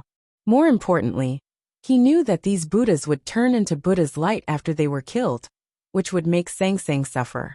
However, if he didn't kill these Buddhas, He wouldn't be able to escape from Chaoyang City with Sang Sang on his back. He could only hold the iron saber and hack at those Buddhas. It was as if someone was sweeping the floor with a bamboo broom. The black iron knife danced back and forth among the solemn-looking Buddhas. The blade cut through the necks and chests of the Buddhas. Countless Buddhas fell. The black blade was covered with golden liquid, and then turned into pure light. Subhadra Buddha was dead. He fell to the ground, as if he was in a deep slumber. Then, he was trampled into golden pieces by the other Buddhas. Thick Shoulders Buddha was dead. His right shoulder had been completely sliced off by the iron blade. He looked like an unfinished golden statue. Sun Rebirth Buddha was dead. A golden scar appeared on the girl's beautiful face. It looked extremely terrifying. Ning Ke waved his cutlass and moved forward. Every time the iron cutlass fell, a Buddha would die. There was no emotion on his face. No matter who was in front of him, whether it was an old man or a child, they were all cut in half. When the Buddhas were injured, they wouldn't bleed. Only golden liquid flowed out. However, the scene was still bloody. Ning Ke was extremely cold-blooded, even more cold-blooded than he was in Chaoyang City. On the night when the academy climbed the mountain, he had been so cold-blooded. No matter who stood in his way, whether they were old acquaintances or new acquaintances, relatives or friends, they were all killed by him. Because he knew they were all dead. These Buddhas were also dead. Since they were already dead, it was not a big deal to kill them again. Of course, Buddhas were Buddhas after all. Each of them had their own tools. Although Ning Ke had become very powerful, and had the help of Sang Sang, it was still very difficult for him to kill them. To kill all the Buddhas. He had never thought about it. Ning Ke cut off the neck of the smiling Buddha. Looking at the smiling Buddha's head on the ground, Ning Ke felt a little tired. At this moment, a Buddha's power fell from the sky and attacked his back from the right. It was a shining golden brick thrown by the Buddha from afar. If Ning Ke didn't move, the golden brick with infinite Buddha's power would fall on Sang Sang. He could only dodge it hurriedly, and let the brick hit the top of his right arm. There was a muffled sound. Ning Ke felt as if his soul was about to be slapped out of his body by the golden brick. He spat out a mouthful of dirty blood. Sang Sang was also affected, and spat out a mouthful of blood, which wet his collar. If a cultivator from the Buddhism or Taoism sect was hit by the Buddha's golden brick, his arm bones would have been broken. Fortunately, he had mastered the Great Spirit, and his body was as hard as Vajra. He only felt pain. With a clang, he sheathed the iron cutlass, and took the iron bow from his shoulder. He pulled the bowstring to a full moon, and shot at the Buddha in the distance. There was no arrow on the bowstring. It was just an empty shot. However, in the next moment, an extremely deep crack appeared on the chest of the Samura Buddha. Golden liquid continuously flowed out of the crack. The shape was extremely similar to a bow. Ning Ke killed the Buddha with the bowstring. Finally reaching the city gate, he was still surrounded by Buddhas. Those Buddhas shed a lot of blood and turned into countless lights, which clearly illuminated the shabby city gate of Chaoyang City. In the Buddha's light, Sang Sang's face became paler and paler. The Buddha's method was to kill the heaven with the Buddha's light, which was what she was most afraid of. Ning Ke clearly felt her pain. His heart trembled and even began to hurt, but he ignored it and did not comfort her. He continued to rush toward the field outside the city gate. He held the iron bow with his left hand and pulled the bowstring with his right hand. Buzzing, buzzing, buzzing, as if the string of a zither was broken or someone was playing cotton, the Buddhas around the city gate cracked and died. The Buddha's light seeped out from those cracks and filled the field, becoming more and more intense. Sang Sang frowned more and more, and spat out more and more blood. Sang Sang woke up with a start, and looked at the dark bottom of the cave silently. Her eyes were a little dim, and no one knew what she was thinking. Ning Ke held her in his arms and asked, "What's wrong?" Sang Sang said, "I had a nightmare." Ning Ke was stunned. He forced a smile and asked, "That's new. What did you dream about?" Haoqing could not dream, only mortals could. She began to dream, which meant that she began to become a real mortal. Whether it was the secular world left in her by the headmaster of academy, or the three poisons of greed, anger, and obsession, they were all becoming stronger and stronger. I dreamed of a lot of Buddhas. They picked up knives and cut their faces and bodies to make themselves bleed. They squeezed the wounds hard to make the blood flow faster. But there was no expression of pain on their faces. Some Buddhas were burning firewood to make the blood evaporate faster. Some Buddhas even jumped down from the cliff. Song Song's face was expressionless, but there was fear in her eyes. Ning Kei's fingers became slightly cold as he thought of those scenes when he rushed out of Chaoyang City. Sang Sang was very weak now. This world full of Buddha's light was too scary for her. Hold on a little longer. He gently stroked her back. If I go on like this, I will die. There was still no expression on Song Song's face. In addition to fear, there was also pain in her eyes. Death meant the end and eternal sleep. For any existence with self-consciousness, this was the most terrible thing. She had never thought that she would die, so she had never been afraid until now. Ning Kei said, I won't let you die. Sang Sang said, you have said this many times. There is no other meaning except to comfort yourself. Ning Kei looked into her eyes and said, the ending of the story should not be like this. Now that we have woken up, we must be able to find a way to leave. Sang Sang said, you said before that this is not a story in a book. Ning Kei said, no matter what the story is, I am the hero and you are the heroine. So we should not die. Maybe in this story, we are just supporting roles. Sang Sang looked at the dark night sky outside the cave, looked at the Buddha's light gradually spreading in the field, and listened to the sutra gradually becoming clearer. She said, because this is the story of Buddha. Ning Kei was silent for a long time and said, sleep a little longer. We can still stay for a while. Sang Sang turned to one side and continued to sleep. Ning Kei sat beside her and looked at her frowning eyebrows, aggrieved lips, and painful expression from time to time. He felt very sad and reached out to smooth her eyebrows. Sang Sang never showed a painful expression when she was awake. They left the cave in the early morning and continued to walk south according to the original plan. It did not take long before they entered the deep forest with dense vegetation. Ning Kei relaxed a little. He thought that this place was so desolate that it could not be like Chaoyang City, where there were Buddhas and Buddha's light everywhere. He was right, but not accurate enough. There were indeed not so many Buddhas in the deep forest in the south, but there were still Buddhas. The woodcutter they met on the mountain road was a Buddha. In the middle of the night, another Buddha came riding a spotted tiger. Ning Kei continued to kill Buddhas. It was very hard and he got more and more injuries. Sang Sang also became weaker and weaker. Under the torture of the 3 poisons, her face was as pale as snow.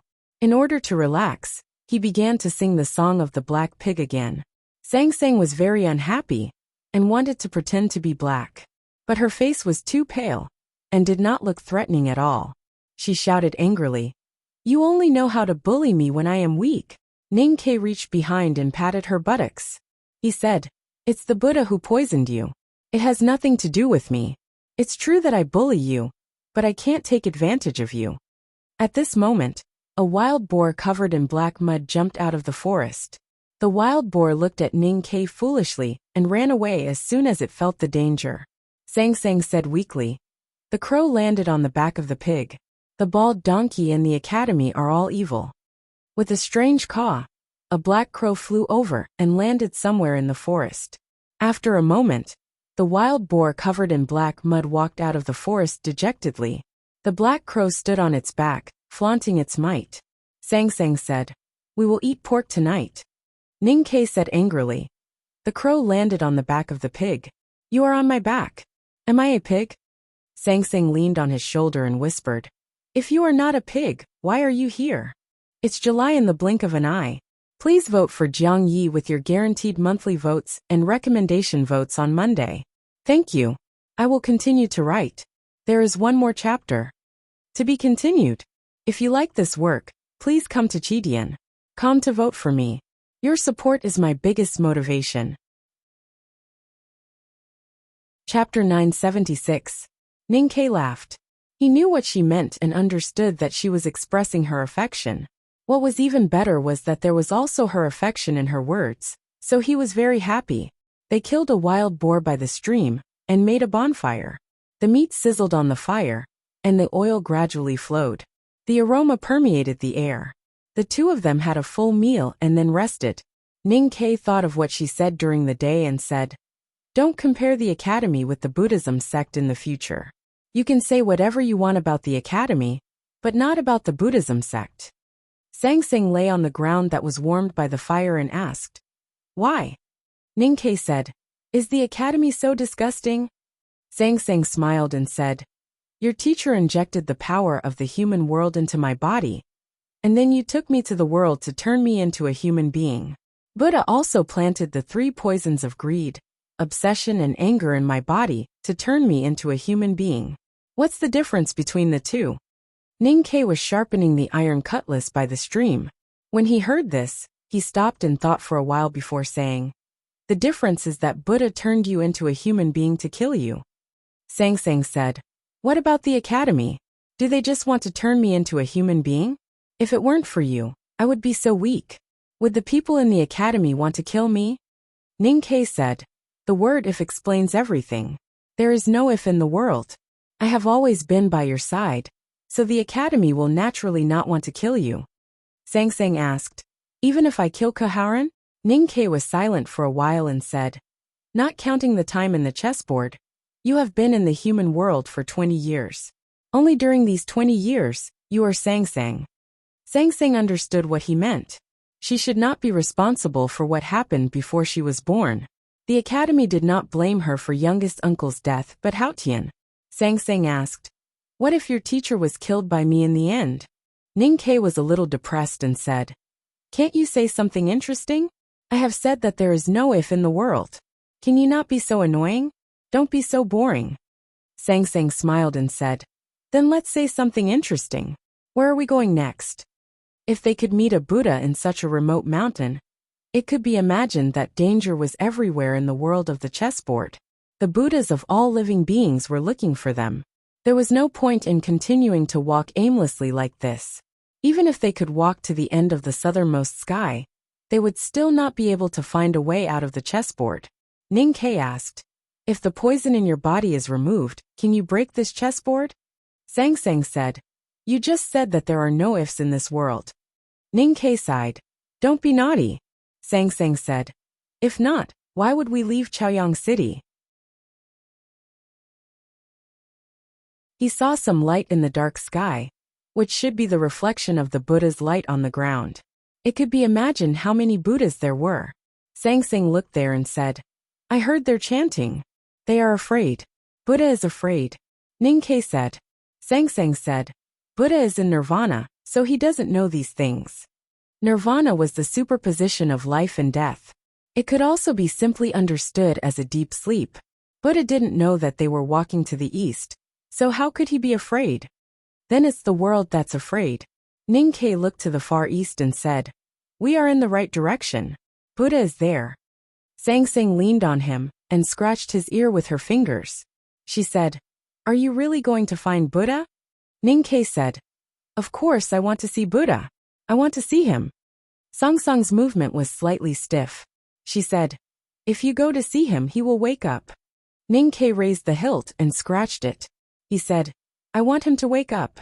Sang Sang said seriously, "If I were not poisoned in the past, I would have gone to find him, wake him up, and then kill him.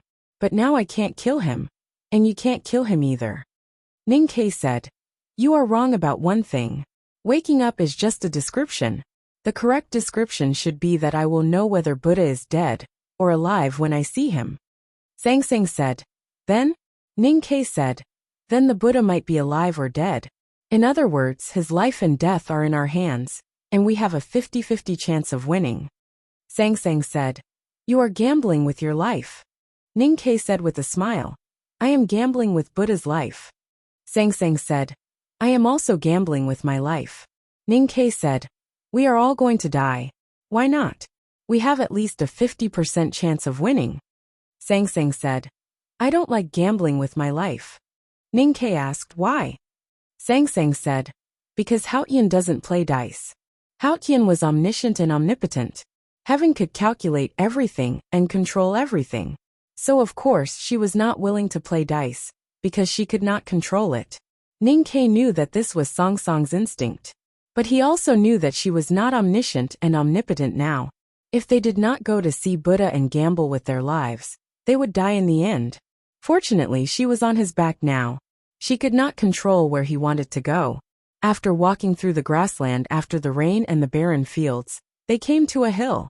Ning-Ke noticed that the light of Buddha in the sky behind him was getting brighter and brighter, which meant that the Buddhas in this world had gradually gathered and were getting closer and closer to them.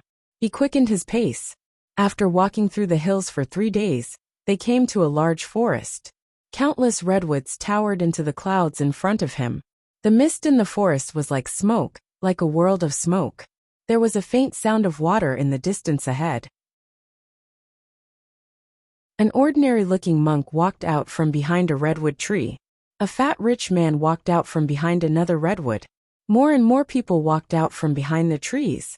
All the Buddhas in this world had become Buddhas, and all the Buddhas had come here. They were so densely packed that it was impossible to count them. Many Buddhas had chased them here from Chaoyang City. Their bodies were still covered with wounds caused by Ning-Ke's swords and arrows. Golden liquid kept oozing out of the wounds, which turned into Buddha's light when they met the wind. The light of Buddha instantly dispersed the mist in the forest. All the Buddhas bowed to Ning-Ke and sang with their palms pressed together. Then they began to chant with great compassion. Songsong's face was pale. She looked at the countless Buddhas in the forest and said with disgust, "It's annoying."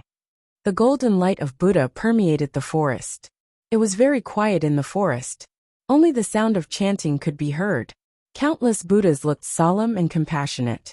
However, in Ning-Ke's eyes, this scene was so gloomy. He did not speak. He bent the iron bow and shot an arrow. The redwood was stained with golden blood. A Buddha sat cross-legged beside it. There was a very deep wound on its chest and abdomen. The wound was slightly curved, and golden liquid flowed out of the wound and turned into the light of Buddha. The light of Buddha in the forest became brighter, and Sang was in more pain. Ning-Ke looked very solemn. In the process of escaping, these Buddhas resisted less and less. They no longer used any celestial devices. It even felt like they were waiting for him to kill them. When he killed a Buddha, the light of Buddha in the world became brighter, and Sang was one step closer to death. He had to kill them now. Even if he made up his mind to kill them, he could not kill them all. Get out of the way. If Buddhas stand in my way, I will kill Buddhas. If people stand in my way. Ning-Ke looked at the countless Buddhas in the forest and shouted. He wanted to say, if people stand in my way, I will kill Buddhas. But thinking that there was no one in this world, he said, if Buddhas stand in my way, I will still kill Buddhas. Before his voice died away, he rushed into the forest with Sang on his back. The Great Spirit was suddenly raised to the peak, and he turned into a lightning-fast shadow. The brocade pouch was broken, and dozens of talismans glowed in the dense forest. The iron cutlass slashed horizontally and vertically. The vermilion bird screamed incessantly. The horrible flames swept everywhere. The iron bow clanged, and countless redwood trees that were difficult to surround collapsed. In a very short period of time, Ning-Ke used all his most powerful skills. At least dozens of Buddhas fell in a pool of blood, which showed that he was extremely powerful. However, no matter how hard he killed, the chanting in the forest did not stop. There was no reaction on the faces of the Buddhas except pity. The road to the Far East was still blocked. The death of dozens of Buddhas dyed the gloomy forest with extremely bright gold. The light of Buddha became unprecedentedly bright, and even gave people a feeling of firmness. The light of Buddha was so strong that it forcibly broke the gaps behind the black umbrella and fell on Sang. She leaned weakly on his shoulder and kept coughing up blood. Ning-Ke felt extremely cold, and his hand holding the cutlass began to tremble. You can't die. He looked at the blood dripping from his body and said with a pale face. Sang could not stand it anymore. She whispered in his ear, I want to come in.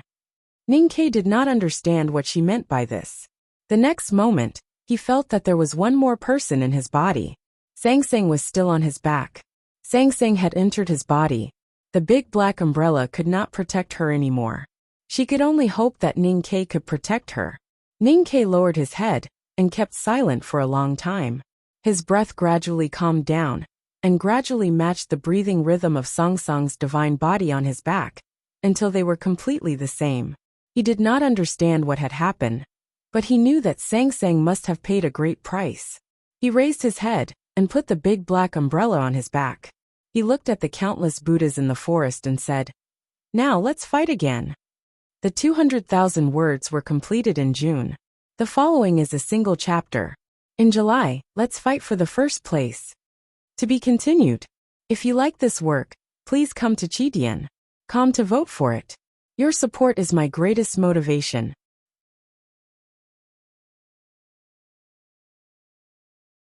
Chapter 977. A few nights ago, while writing, I went out to walk the dog with my wife. It was already late at night. I looked up at the sky and squinted my eyes because of the dazzling light. Although I am a person who likes to exaggerate, this is really not an exaggeration. There is a full moon in the night sky, very bright.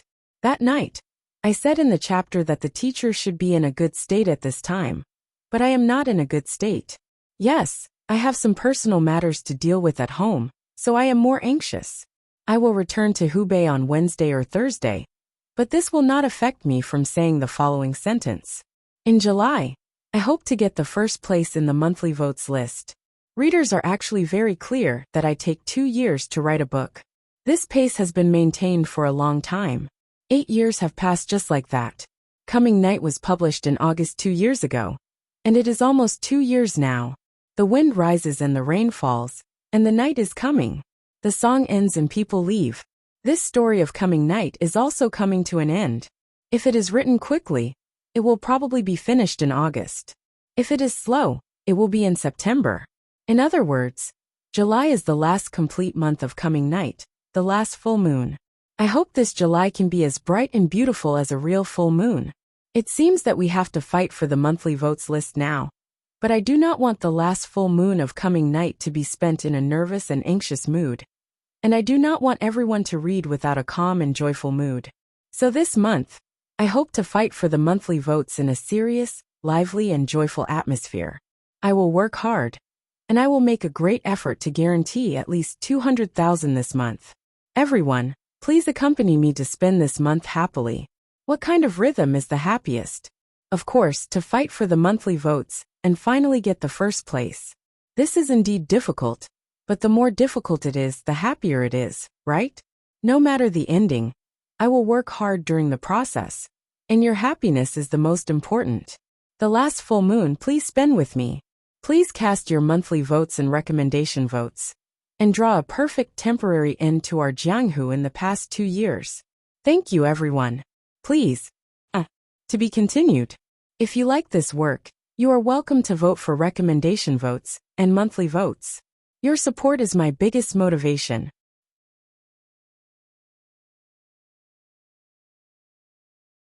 Chapter 978. The forest was dark and gloomy. The Buddhas were emitting a faint golden light, like countless oil lamps. Seeing Ning Ke standing with the cutlass, the Buddhas had different reactions. Some were sad, some were angry, and some were in awe. The Buddhas sensed that Ning Ke had undergone some important changes, and realized that those changes would have some impact on the Buddha's nirvana.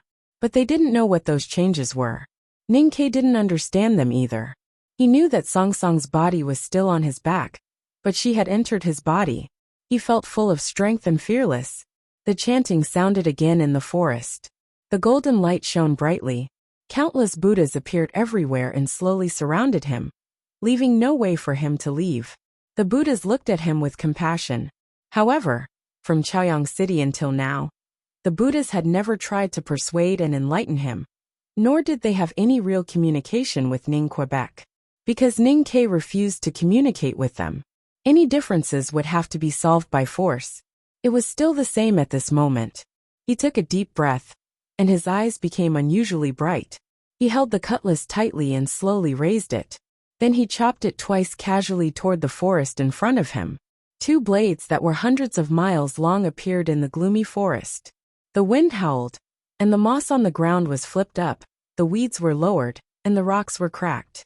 Wherever the blade passed, nothing could maintain its original form. Those living Buddhas standing in the area of the blade were directly crushed into pieces by the blade, and the golden powder filled the air. If the Buddhas were in the clouds and overlooking the wilderness, they should be able to see a huge character that was hundreds of miles long in the forest. The character was simple and yet so brutal. Writing a divine talisman with an iron cutlass. Ning-Ke wrote such a huge divine talisman that ran through the entire forest. The terrifying talisman indifferently and valiantly cut everything it came into contact with. The bark of the giant redwood trees, which couldn't be closed even if several people were to encircle it, showed clear cracks. Even the whistling wind was cut into countless pieces by the talisman and turned into a gentle breeze, blowing the golden powder into the sky. Ning-Ke waved his blade twice, and at least hundreds of Buddhas died in front of the divine talisman. However, there were still many Buddhas in the forest. They looked determined and continued to walk toward him. The talisman originated from the first talisman he had mastered, two horizontal talisman, which was derived from the most powerful Jing talisman of Master Yin Sei. When it was practiced to the extreme, it could even cut the space, let alone these Buddhas. If he stayed in the talisman at this time, he did not need to worry about the arrival of those Buddhas. However, talisman Taoism had its own congenital limitations. Talisman intent could not stay in nature forever. No matter how powerful a divine talisman was, it would gradually disperse with the passage of time. What should they do then? Ning-Ke had never thought of saving his life with this grand and domineering divine talisman. He said that he would fight with these Buddhas again, so he could only attack. A clear roar rose from the ground into the sky and spread into the depths of the forest. It was as if heaven and earth were excited by this proud and ruthless roar. The dark forest suddenly brightened up. With the roar, Ning-Ke stomped heavily on the ground with his right foot. Deep cracks appeared on the ground within dozens of feet. He held the iron cutlass horizontally with both hands and rushed into the forest. The two sharp talisman intents that ran through the forest also began to move slowly and unstoppably toward the east as he swept forward, and the iron cutlass horizontally. Talisman Taoism was essentially different from other cultivation methods. Talisman Taoism needed to explain its meaning to nature and then mobilize the qi of heaven and earth. Talisman Master's communication with nature was a request. In a sense, it was a passive behavior. Only in this way could a talisman master mobilize so much qi of heaven and earth.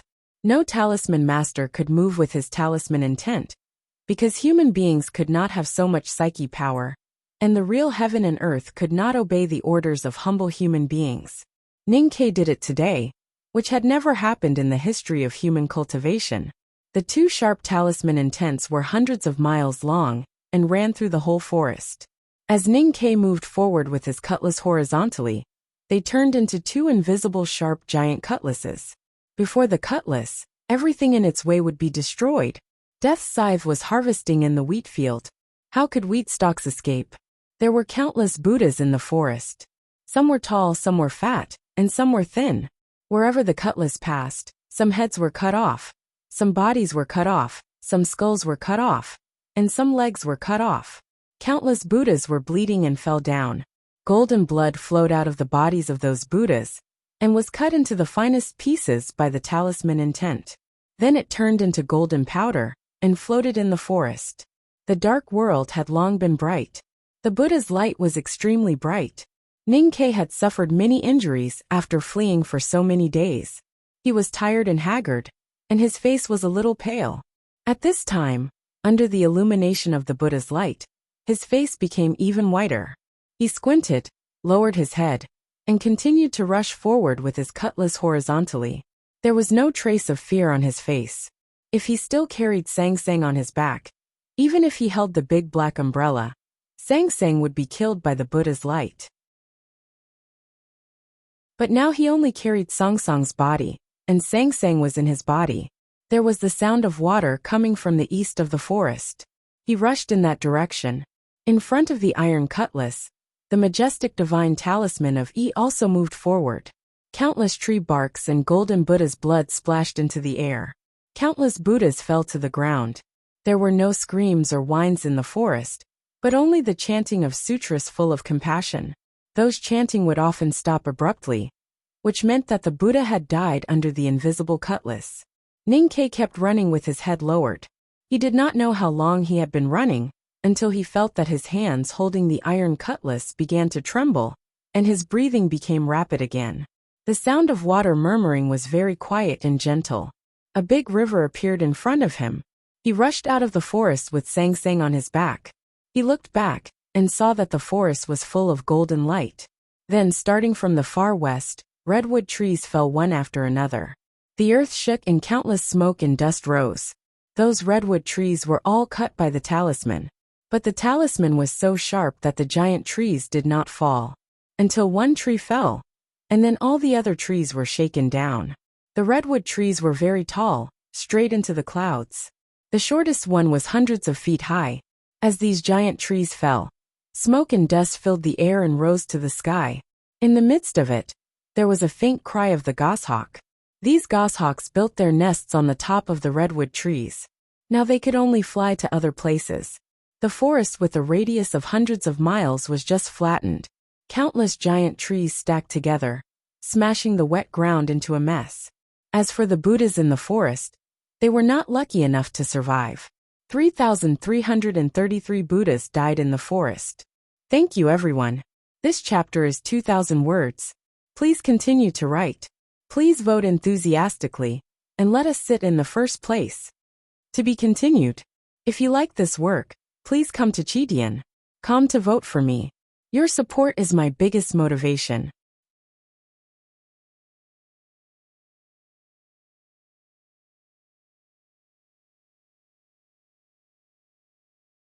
Chapter 979.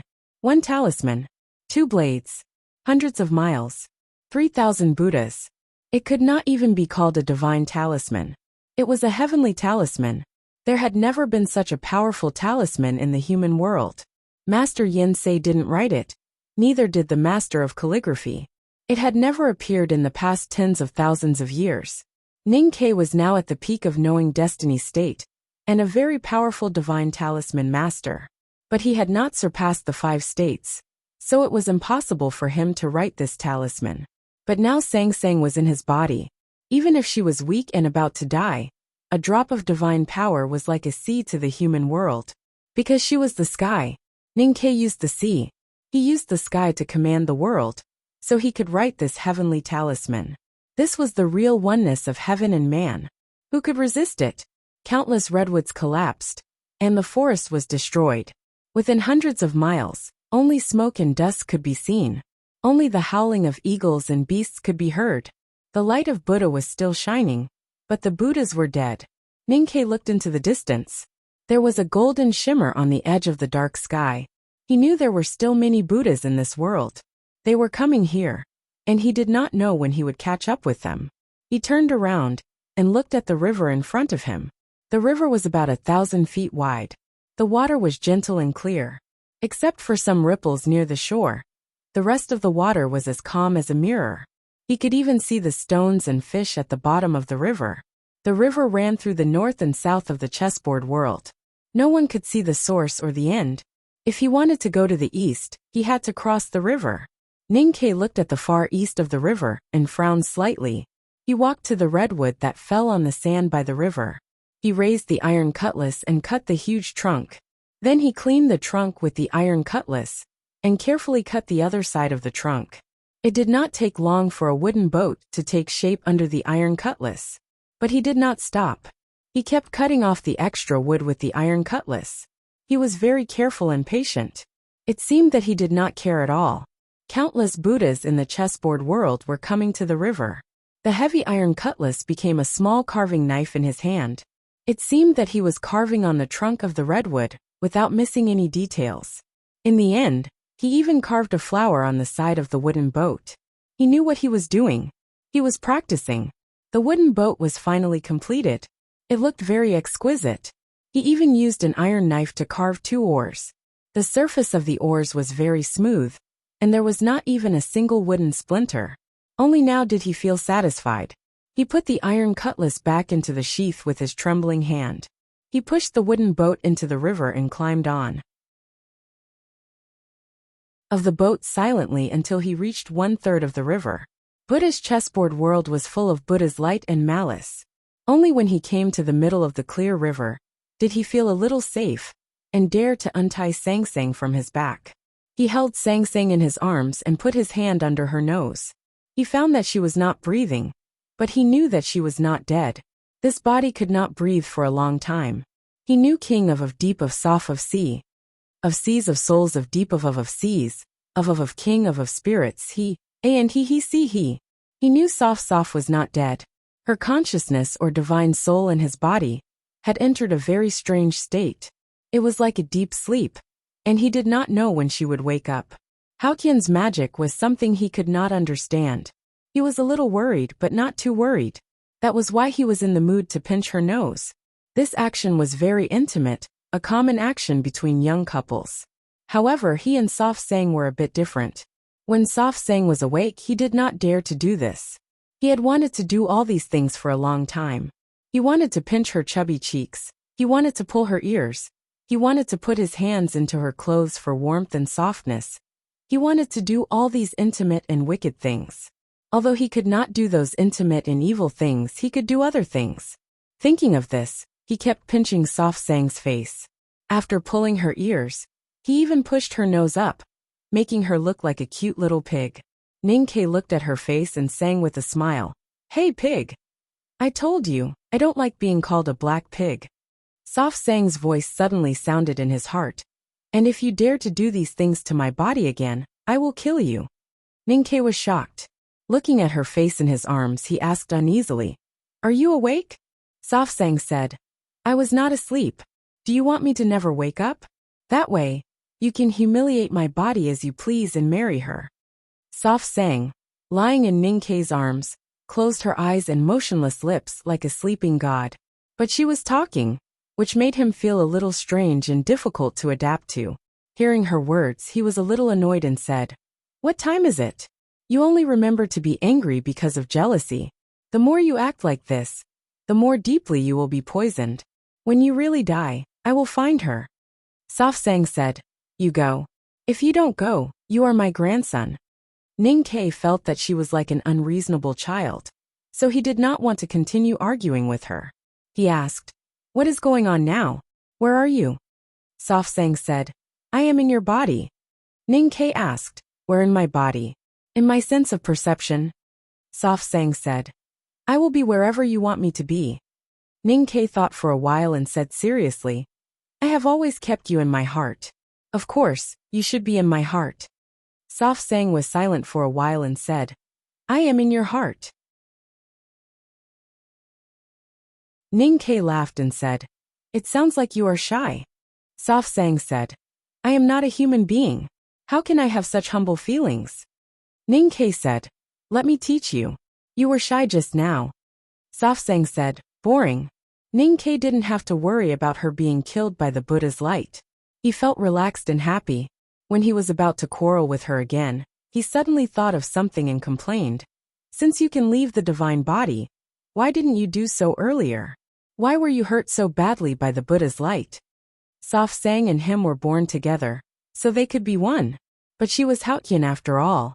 When Ning Ke took the hierarch's Tianqi at the right to light in Peach Mountain, she only gave him a bit of divine power, and he was bleeding everywhere. If she entered his body when she was at her peak, he would be dead. But now she was very weak, so she could use this method. Soft Sang didn't answer his question because she was annoyed. More importantly, there was a more important reason why she didn't enter his body. If she entered his body, her body and mind would become one. The bond between them would be so strong that it would be indescribable. It would be extremely difficult for her to leave in the future. Her silence made Ning Ke feel a little puzzled and a little uneasy. He thought about it, but couldn't figure it out. He smiled and reached out to pat her face gently. Then he picked up the oars and continued rowing. The wooden boat slowly moved to the other side of the river. Just when the bow of the boat had just crossed the invisible line in the middle of the river, a large black cloud suddenly floated over from the eastern field on the other side of the river. The black cloud floated to the top of the river and stopped. The moisture contained in the cloud turned into rain and fell down. For a moment, lightning flashed and thunder roared, and the wind and rain raged. The heavy rain hit his body and face, making him feel hot and painful. Soft sang, who was lying in the boat, made splashing sounds. He knew that her divine body should be fine, but he still felt sorry for her when he saw this scene. He untied the big black umbrella and held it above Soft sang, thinking that at least he had to protect her beautiful face. Well, there was a flower carved on the side of the boat. Soft sang's face was so ordinary that she was not as beautiful as a flower. Ning-Ke smiled and thought to himself. He waved the oars hard, making the wooden boat shoot through the wind and rain like an arrow. The trunk of the redwood tree was very wide and thick, and the wooden boat was very large and sturdy. No matter how wild the rain was, it was impossible for the boat to be filled with water in a short period of time. He was not worried, but what happened next made him frown slowly, and his expression gradually became solemn and vigilant. The heavy rain fell into the clear river, making countless splashes. The river gradually became muddy. It should be normal for the mountain torrents upstream to enter the river, or the rain was too strong and stirred up the mud at the bottom of the river. But it was not normal for the river to become muddy so quickly, and its color became as black as ink in an instant. The clouds in the sky were very dark, and so was the falling rain. It was as black as ink, and the river had also turned into ink. It began to emit a faint ink smell, and then various kinds of stinky odors. It was very strange. Without any hesitation, Ning-Ke reached out to close the big black umbrella and put Soft Sang's body on his back again. He carefully tied her up with a rope, and then pulled out the iron cutlass with his trembling hand, aiming at the river. Previously on the shore, when he finished building the boat, his hand was also slightly trembling when he put away the cutlass. At this time, he pulled out the cutlass because he was very tired. He had not slept since Soft Sang began to have nightmares. Suddenly, the wooden boat slowly sank into the river. Ning-Ke looked inside the boat and saw no leakage, so the enemy must be in the river. The river was very clear, and the stones at the bottom of the river could be seen from the shore. But now, the river had become extremely dark. Even with Ning-Ke's eyesight, he could not see the movement 1 foot under the water. The river was very strange, and even his psyche power perception seemed to be blocked. The wooden boat continued to sink into the river, but he did not even find the enemy. Then how could he deal with the enemy? Ning-Ke knew that he had to leave. He stepped on the bottom of the boat, and the speed of the boat's sinking suddenly increased. His body had already risen into the air, and the next moment, he was ready to rush forward diagonally. There was still a distance of 4,000 feet from the shore.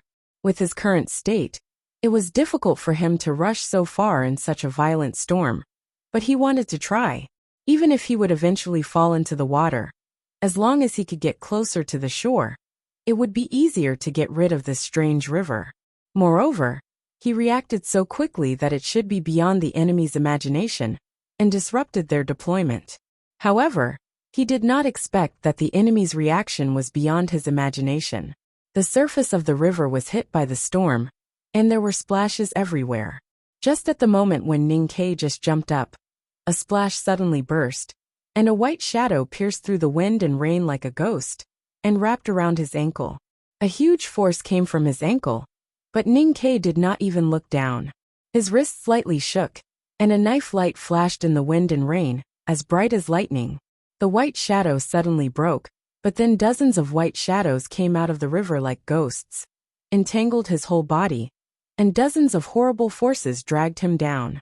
The knife light was like lightning, illuminating the gloomy river surface.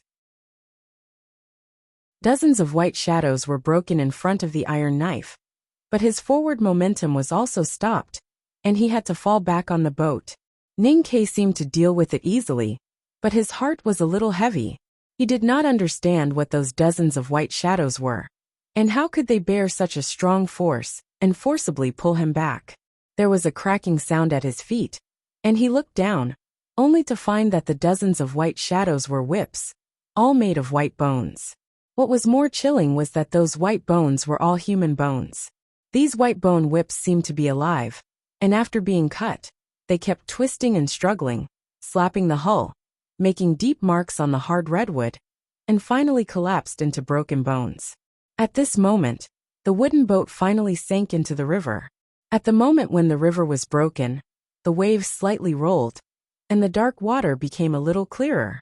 Ning-Kei finally saw clearly that there were countless hands around the boat. Those hands grabbed the bottom of the wooden boat and kept pulling down so that the wooden boat would sink. The wooden boat was made of hard redwood, smooth and hard. How could those hands hold the boat so tightly?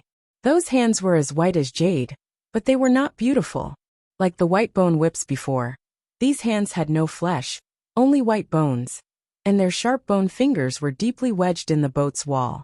Countless pairs of bone hands dragged the wooden boat, Ning-Kei on the boat, and Sang-Sang on Ning-Kei's back into the depths of the dark river, as if they were going to drag them into hell.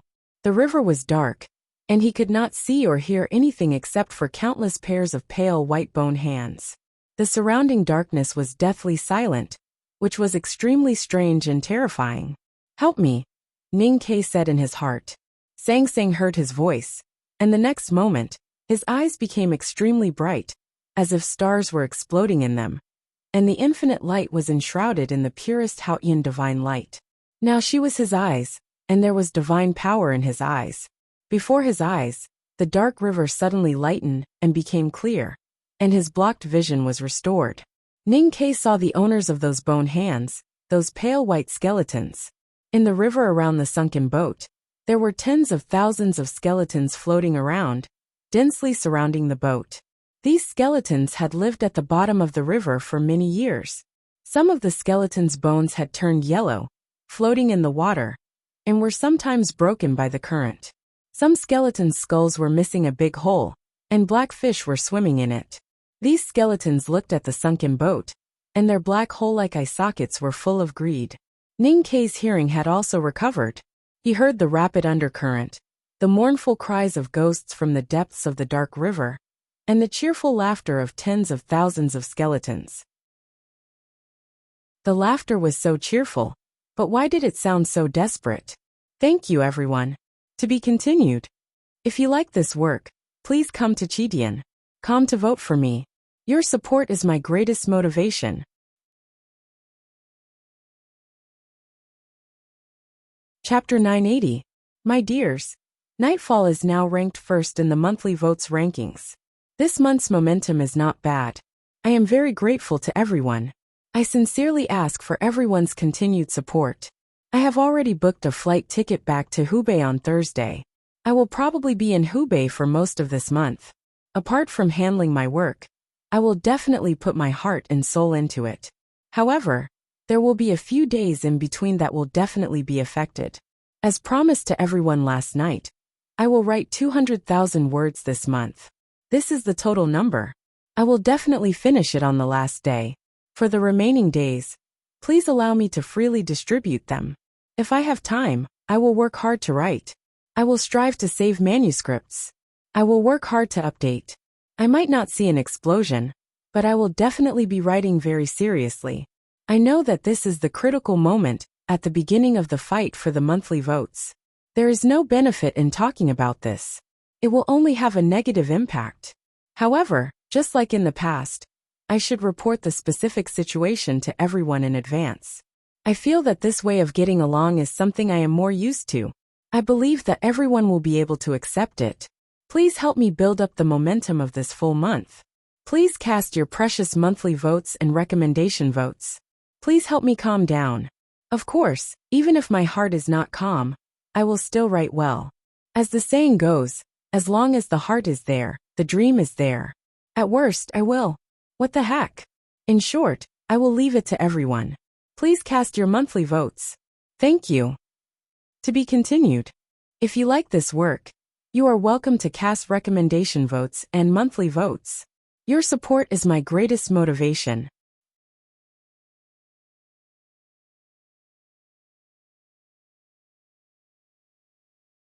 Chapter 981.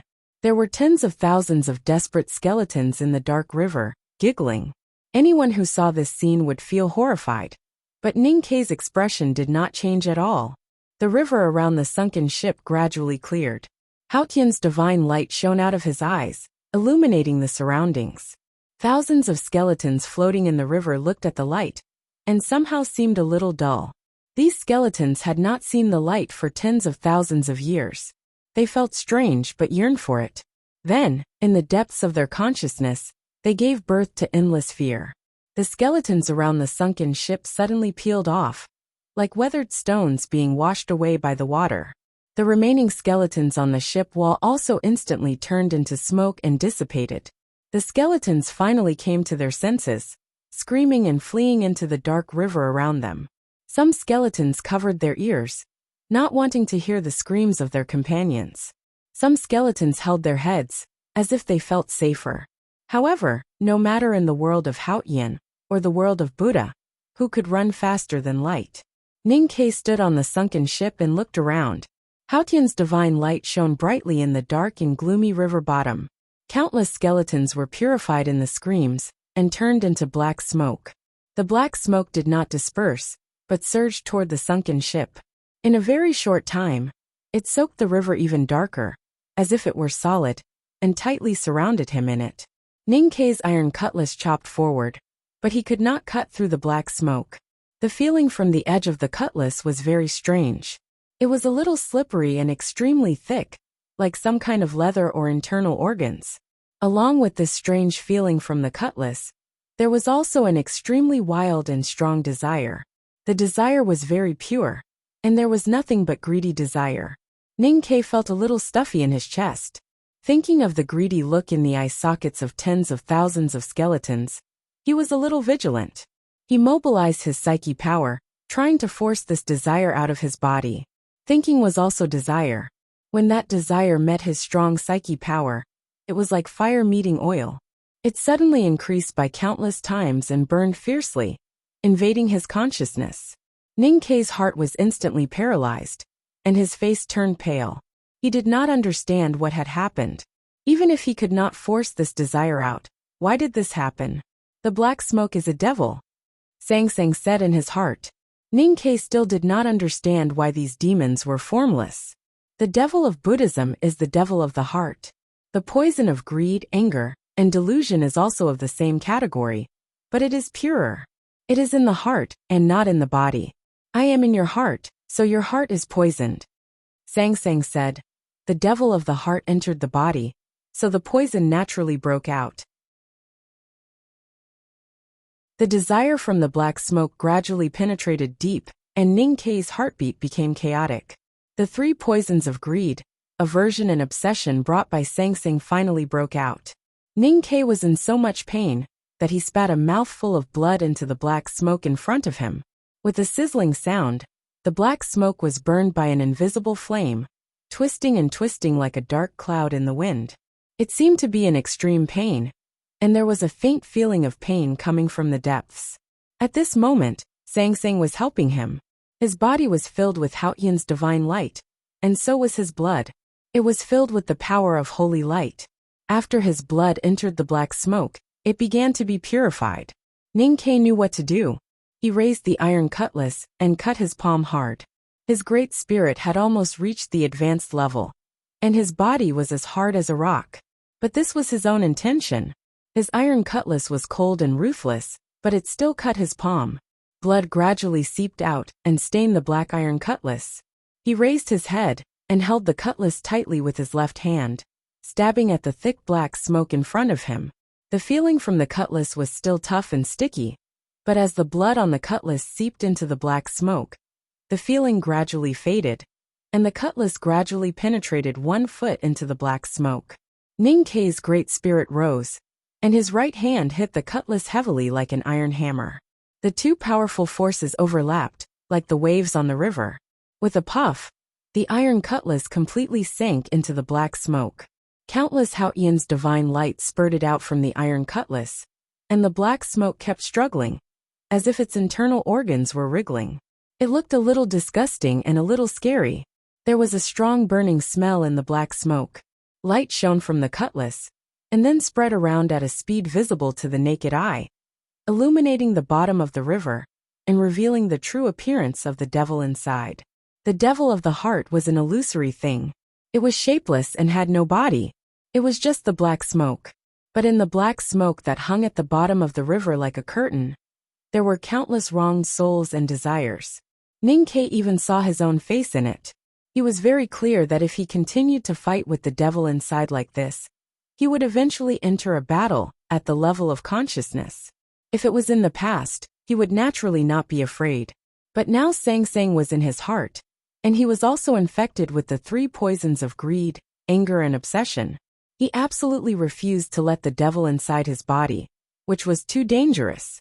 Haotian's divine light continued to burn as if it was endless. The iron cutlass in the black smoke loosened a little. Ninkei stood at the bow of the sunken ship, poured the Great Spirit into his arms, and pulled hard. There was a loud crashing sound. It was not the sound of water, because this was the bottom of the river, not the surface of the river. No matter how big the waves were, they would not make such a sound. It was the sound of the black smoke being cut.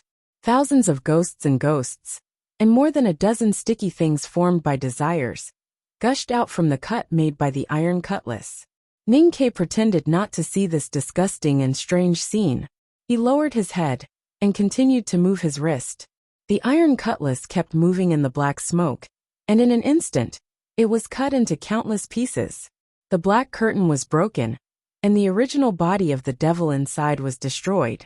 Just like the fish was broken, countless ghosts and sticky things formed by desires gushed out from the fish, like water gushing out from the fish, and gushed toward the sunken ship. Those sticky things formed by desires could not travel far after losing the devil's body, and slowly sank to the bottom of the river. Those ghosts, which were weightless, drifted along the current to the sunken ship. Countless ghosts avoided the iron cutlass that was burning with divine light, and climbed onto Ninkei's clothes. They began to desperately drill into his body, and kept making joyful cries. Their cries were weak and thin like mosquitoes. Many ghosts fell on the sunken ship, and crawled toward Song Song's divine body. They felt that this body was more delicious and stronger, and so they cried even more joyfully. However, when these ghosts really climbed onto Song Song's divine body, their joyful cries quickly turned into screams of horror, and the next moment, they were purified into nothingness.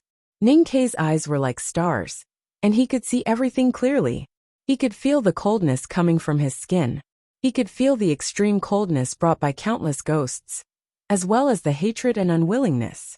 It was very similar to the array and tent of the secluded pavilion that he had felt on the precipice of Peach Mountain. With Song Song's help, his body now had endless Haotian's divine light, but he could not purify these ghosts with his congenital power like Song Song's divine body could. Logically speaking, he should have forced out the Haotian divine light in his body, and directly burned these ghosts to death. However, thinking that Sang Sang was deeply poisoned, and the battle after seeing Buddha was the most important thing, he wanted to save some energy, so he did nothing and let countless ghosts climb onto his body. In a very short time, the sunken ship was occupied by countless ghosts. The middle part of the ship where Song Song's body was very clean, while the bow of the ship was much more lively and terrifying. Thousands of ghosts had squeezed into a huge black ball, like a school of fish at the bottom of the sea, and Ninkei was in the deepest part. He looked through the ghosts in front of him, and saw a ghost desperately drilling into his shoe. He lifted his knee and then fell down, trampling the ghost into several soul threads.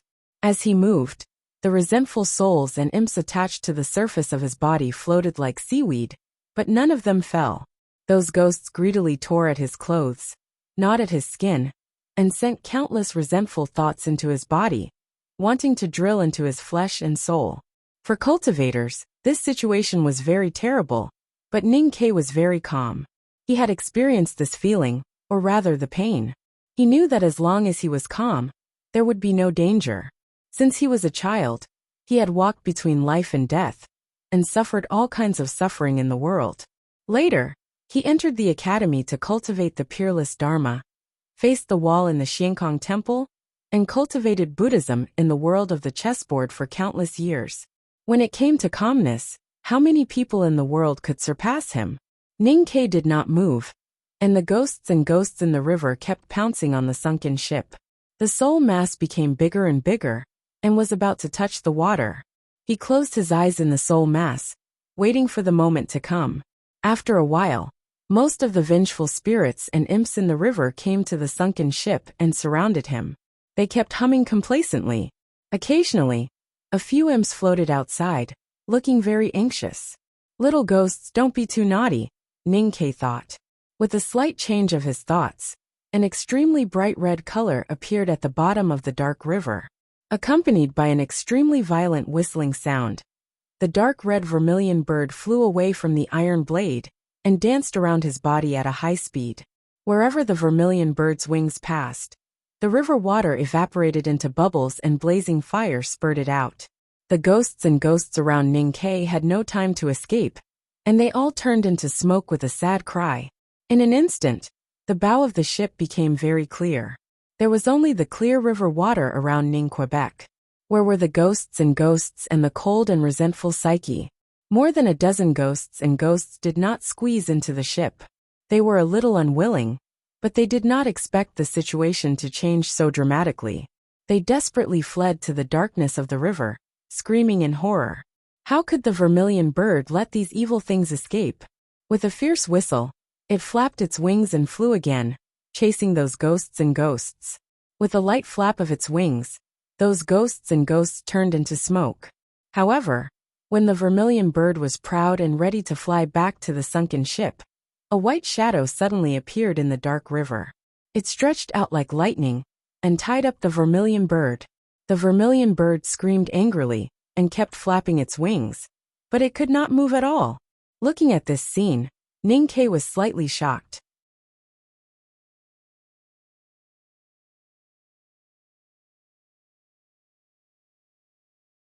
Chapter 982. A white bone slowly protruded from the dark river. The scene was very strange and horrible. Behind the white bone, there was a huge black shadow, emitting infinite power. The river gradually parted, and the white bone moved forward. Then two more white bones appeared below. These two bones had no joints and were very smooth and sharp, looking like two spears. It turned out that the thick white bone that appeared at the beginning was not a whip at all, but a very long trunk. The flesh and thick skin on it were all gone, leaving only the ghastly white bone. Only an elephant's trunk could be so long, and the two sharp white bones below were elephant's tusks. Looking at the huge figure in the dark river, Ning-Ke slowly clenched the hilt in his hand. A giant elephant appeared at the bottom of the river. It was dozens of feet high and as huge as a mountain. Compared with it, the sunken ship seemed very small. The flesh and blood on the elephant had long been eaten away, leaving only the ghastly white bone. The bone elephant slowly walked to the sunken ship, and the vermilion bird was wrapped in the front end of its long trunk, which was composed of countless fine white bones. The vermilion bird had no strength to struggle and seemed to be dying. As the giant bone elephant walked, a majestic and gloomy aura of Buddha pressed to the bow of the ship. Ning-Ke's body became a little stiff, but he thought that the elephant's trunk should have no bones. This was the Buddha's nirvana, a hellish river bottom. The elephant's trunk should have bones, but the resentful soul refused to disperse. How could he reason with it? If he couldn't reason with it, then he could only fight. However, looking at the monk sitting on the back of the bone elephant, and feeling the powerful Buddha's power, Ning-Ke did not dare to fight casually. The monk wore a Buddhist crown decorated with 10 square gems, a kasaya embroidered with thousands of miles of golden threads, and a 9-ringed golden staff in his hand. The river passed through the head of the staff, making a crisp sound. Sitting on the back of the bone elephant, the monk seemed very small, but he was very tall. His face was compassionate and firm. Countless rivers flowed in front of him, but he was still calm, giving people a feeling of unfathomable. In this world, Ning-Ke had met many Buddhas, such as the masked Buddha transformed by monk Qingban, and the ancient Dipankara Buddha on the street. Some Buddhas were very powerful, and some were very weak. But no matter how powerful they were, they could not hold on for too long before he and Sang Sang joined hands. It was not until now that Ning-Ke saw the skeletal elephant, and the monk on its back, that he knew that he and Sang Sang had finally met a truly powerful opponent. He even felt a little scared. The skeletal elephant slowly walked to the sunken ship. The river gradually cleared. Ninkei looked at the monk and shouted, "Who are you?" The monk replied, "I am not a Buddha. I am a bodhisattva." Ninkei was slightly startled and said, "I have seen countless Buddhas in this nirvana, but I have never seen any Buddha stronger than you. Why haven't you become a Buddha?" The monk replied calmly, "If hell is not empty, I swear not to become a Buddha." These simple words made Ninkei silent for a long time. He asked with mixed emotions, "Ksitigarbha?" The monk looked resolute and compassionate. The jewels in the Buddhist crown and the golden threads on the kasaya shone brightly, illuminating the bottom of the river. Even the river of tens of thousands of miles became clear. The remaining skeletons and the wandering souls hiding in the dark river and mud all showed up. They were not afraid of the light of Buddha. Instead, they became much calmer and knelt down to the monk on the skeletal elephant. Countless skeletons and wandering souls bowed to him. There was a dense rubbing sound at the bottom of the river. It was the sound of bones rubbing against each other. Even the broken bones that were cut by Ninkei floated up. The dark river like hell was purified by great compassion. This was the state of Ksitigarbha. Although he was a bodhisattva, he emitted a stronger light of Buddha than any other Buddhas. If a Buddhist follower saw this scene, he would probably be moved to tears, kneeling and worshipping the monk on the bone elephant. Even Ninkei was a little moved, but he calmed down faster than Ning Quebec. Only devout followers of Buddha would have their consciousness come to the chessboard and enter the nirvana after death. Then where did the resentful souls, imps and skeletons under the river come from? Ksitigarbha seemed to know what Ninkei was thinking. He said slowly, "As long as the sinners believe in Buddha, they will also be brought to the nirvana after death. Heaven is also hell." Ninkei understood it quickly. He looked at Ksitigarbha and asked, "These sinful followers are brought to the chessboard after death and suppressed at the bottom of the river to suffer endless pain. How can they be empty?" Ksitigarbha looked at the ghosts at the bottom of the river and said mercifully, "As long as they sincerely convert to Buddha and achieve good results with good intentions and deeds, they will finally be freed." As soon as he said this, tens of thousands of ghosts bowed again and cried together. The river was full of repentance. Ninkei looked at Ksitigarbha and said, "You are the same as other Buddhas. You all like to talk nonsense." As soon as he said this, tens of thousands of ghosts rose together and were angry. The river was full of anger. Ksitigarbha was not angry. He put his palms together and asked, "Please enlighten me." Ninkei pointed at the ghosts and skeletons in the river and said, "Good intentions are easy to talk about. But this world is full of Buddhas. Where can they go to do good deeds? And if they were sinners when they were alive, they should be suppressed in hell and never be able to rise again. They can be freed by chanting a few words of Buddha. What will those who were harmed by them think?" Ksitigarbha said, "You are wrong." Ninkei was not willing to reason or talk about the Dharma. He raised the iron cutlass and stopped Ksitigarbha from talking. He looked at Ksitigarbha, and his eyes became unusually bright, as if there was golden light overflowing. "Maybe I am wrong, but I will not be wrong. You are not Ksitigarbha at all." He looked at the monk and shouted, "Don't even think about escaping my fiery eyes. Quickly show your real body, or eat my staff." He felt that his words were proud and funny, but only Sang Sang in his heart understood it. Ksitigarbha did not understand, and looked a little lost. Countless ghosts began to roar angrily. How disrespectful it was to call Ksitigarbha a fake bodhisattva in front of him. Ksitigarbha was still not angry. He said with a smile, "If you say yes, then yes. If you say no, then no. It doesn't matter whether you are a bodhisattva or not. What matters is what you do." The ghosts at the bottom of the river were overjoyed and bowed again after hearing the wonderful words. Ninkei was not moved and shouted, "Patience is as still as the earth, and meditation is as deep as a secret. I don't know which chief monk of Xiankong Temple you were when you were alive, but you cultivated the Vajra body. After you passed away, you came here to guard the Ghost River. Buddha arranged a good job for you, but you are not ashamed to talk about mercy." Ksitigarbha looked slightly serious and looked at him quietly. After a long time he said, I first opened the wisdom eye, and now I have the heavenly eye. You are right. I am the second chief monk of Xiankong Temple. The first chief monk of Xiankong Temple was Buddha, and he was the second chief monk, which meant he was Buddha's eldest disciple.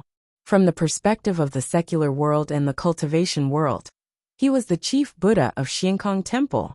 Ning Ke heard him admit it, and thought that it was no wonder he had such a powerful state. He said sarcastically, "You are indeed a fake bodhisattva." Ksitigarbha said, "Buddha was a secular prince when he was alive, and he became Buddha after nirvana. I was the chief monk of Xiankong Temple when I was alive, and I became a bodhisattva after nirvana. Why can't I?" Ning Ke was speechless, and thought that it was true. Whether it was the Buddha's or the bodhisattva position, it was the Buddhism sect's own business, and they were all positions assigned by Buddha. Buddha made this monk Ksitigarbha Bodhisattva, so he was Ksitigarbha Bodhisattva. Even if Ning Ke saw through his previous life, what difference would it make? He had such a strong reaction, because he felt that his feelings had been cheated. He was not a Buddhist, but he still admired Ksitigarbha Bodhisattva very much. But he did not expect. You were the chief monk of Xiankong Temple when you were alive, so you naturally know the miserable world under the mountain. You swore not to become a Buddha until hell was empty? That is the real hell. You didn't even empty the hell in the human world, and that hell was even created by Buddha and you. How can you have the face to say these words? Ning Ke stared at Ksitigarbha Bodhisattva on the back of the skeletal elephant and said, "My senior brother is now leading millions of hungry ghosts to break the hell you left behind. He wants to bring those hungry ghosts that have been suppressed by you for countless generations back to the human world. You swore not to become a Buddha until hell was empty? Even if someone wants to become a Buddha, it should be my senior brother. It's none of your business." After a while, the skeletal elephant sent the vermilion bird tied to its nose to its back. Ksitigarbha reached out and took the vermilion bird. He looked at Ning Ke, who was standing at the bow of the boat, and said calmly, "Your bird is in my hands. It's none of your business." Ksitigarbha's words were Buddhist words, and his words were sharp. Just like the monks in the human world, they liked to solve or create differences by debating. Unfortunately, he was talking about Ning Ke today. Ning Ke didn't understand anything from his words. Instead, he was extremely angry. After that night in the Divine Hall of Light, he hated to hear anything related to birds, not to mention that his bird was in Ksitigarbha's hands. He was furious. His psyche moved, and the vermilion bird in Ksitigarbha's hands suddenly turned into a ball of fire, spreading to all sides of the river, and then disappeared. The next moment, the vermilion bird returned to the body of the iron cutlass, chirping in pain. It closed its eyes and covered its feathers to recuperate. The vermilion bird was a killing talisman of the god Stunning Array. It was completely controlled by Ning Ke's psyche. Even Ksitigarbha couldn't really control it. At first, he wanted to pretend to let the skeletal elephant catch the vermilion bird. When the battle started, he would let the vermilion bird attack, and see if he could gain some advantages. Now he took back the vermilion bird because Ksitigarbha's state was too high, and the vermilion bird's sneak attack would be meaningless. More importantly, he couldn't bear to let his bird continue to be held by Ksitigarbha, even for a moment. "Ksitigarbha, eat my rod." If he wanted to play, he had to play the whole set. Ning Ke swept from the bow to the side, and came to the front of the skeletal elephant. He held the iron cutlass with both hands, as if he was carrying an iron rod, and smashed it at Ksitigarbha's head. The skeletal elephant roared, and the river suddenly became chaotic. Ksitigarbha looked at Ning Ke in the air quietly. His left hand on his knee had formed a wishful gesture, and the 9-ringed golden staff in his right hand faded and turned into a monk's staff. Ksitigarbha had made a great wish to save all living beings in the 6 realms of samsara. Therefore, he often appeared in the 6 realms with different dharma images and different magic weapons. They were called the 6 Ksitigarbha. At this time, sitting on the skeletal elephant was the treasure seal Ksitigarbha. The treasure seal Ksitigarbha was specialized in saving animals. Ning Ke had been cultivating Buddhism for countless years, so he knew the reason.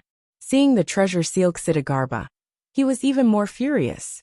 He poured the Great Spirit and Hautian divine light into the iron cutlass and violently chopped it down. To be continued. If you like this work, please come to Chidian.com to vote for me.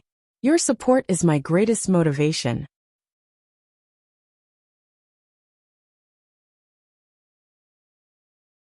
Chapter 983.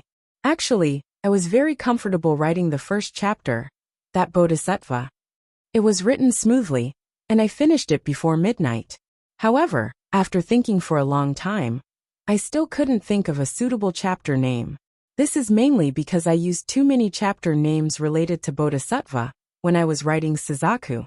For example, Bodhisattva Man, that mountain, that man, that Bodhisattva, and many other names were not suitable. That's why I wasted so much time. I don't know what to write for this chapter. After thinking for a long time, I still couldn't think of a good reason to get votes. It's mainly because I wrote too many chapters in the past with too much content, and those chapters were too well written. If I were to split my writing into 10 parts, 7 parts would probably be in a single chapter. In the past, I had already used 6.5 parts. I really don't have the ability to write a good chapter. Alright, I thought of 6.5 parts. Actually, I could have gone the route of Wenruyan for this single chapter, but forget it. Why do I have to be so shameless? There will definitely be more single chapters this month. Everyone, please forgive me. There's no other way. The comrades behind are chasing us too closely. I'm thinking of how to write a single chapter in the future. I'll use the phrase, 1 foot in front of you. When everyone is chasing us too closely, or when we are chasing other books too closely, I hope I won't forget it. When that happens, I'll have to trouble everyone to remind me. Of course, if I can pull Ear Jen, Uncle Guan, Third Young Master, Butterfly Skeleton, Tomato Lin Hai and the others a little further away. What the heck, it's too scary to count. I don't dare to count anymore. Anyway, I'm very nervous. Everyone, please vote for Jiang Yi. Let's stay at least 1 foot away from them. I don't want to be pierced by a sword. Dear friends, please vote. I thank you sincerely with tears in my eyes. I said I didn't know what to write, but in the end, I still wrote so much nonsense. I'm really not simple. To be continued. If you like this work, you are welcome to come to Chidian.com to vote for me. Your support is my biggest motivation.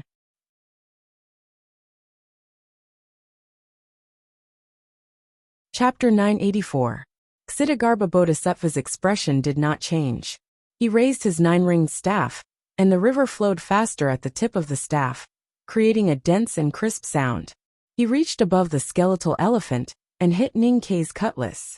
There was a loud bang. The clear river rolled up countless whirlpools, and the powerful force spread around. Countless skeletons covered their non-existent ears, and countless wandering souls hid their heads in their arms, not daring to listen. A huge force came from the front of the iron cutlass. Ninkei felt as if he had hit a mountain. He could not move his opponent at all, and his wrist was about to be broken by the recoil. Ksitigarbha Bodhisattva was the second chief monk of the Xiankong Temple. His Vajra body had long been cultivated to the peak. After his death, the power of Buddha was even stronger. He could not even move the chief monk of the human world, let alone this one. Ninkei stepped on the head of the skeletal elephant with his right foot, and raised his cutlass to strike again. But his body had already leaned back, and was ready to retreat with the help of the water. However, at this moment, the skeletal elephant's trunk attacked like a ghost and tightly wrapped around his waist. The elephant's trunk was so strong that he could not break free, and fell into the same situation as the vermilion bird. Before he could react, the wishful seal in Ksitigarbha Bodhisattva's left hand had already hit his chest. There was infinite power of Buddha in the seal that could suppress all evil spirits in the animal way. Ninkei spat out blood, and felt the endless force coming from his chest. He knew that if he could not get rid of it, he would be killed by the seal. With a roar, the great spirit in his abdomen suddenly broke out. The iron cutlass fell down, and heavily hit the trunk of the skeletal elephant. The moment the trunk was loosened, Ninkei turned into a light smoke, and escaped back to the sunken ship. He fell on the bow and spat out blood again. He almost fell down. Ksitigarbha Bodhisattva looked at him quietly, and the 9-ringed staff in his right hand made a soft sound in the river.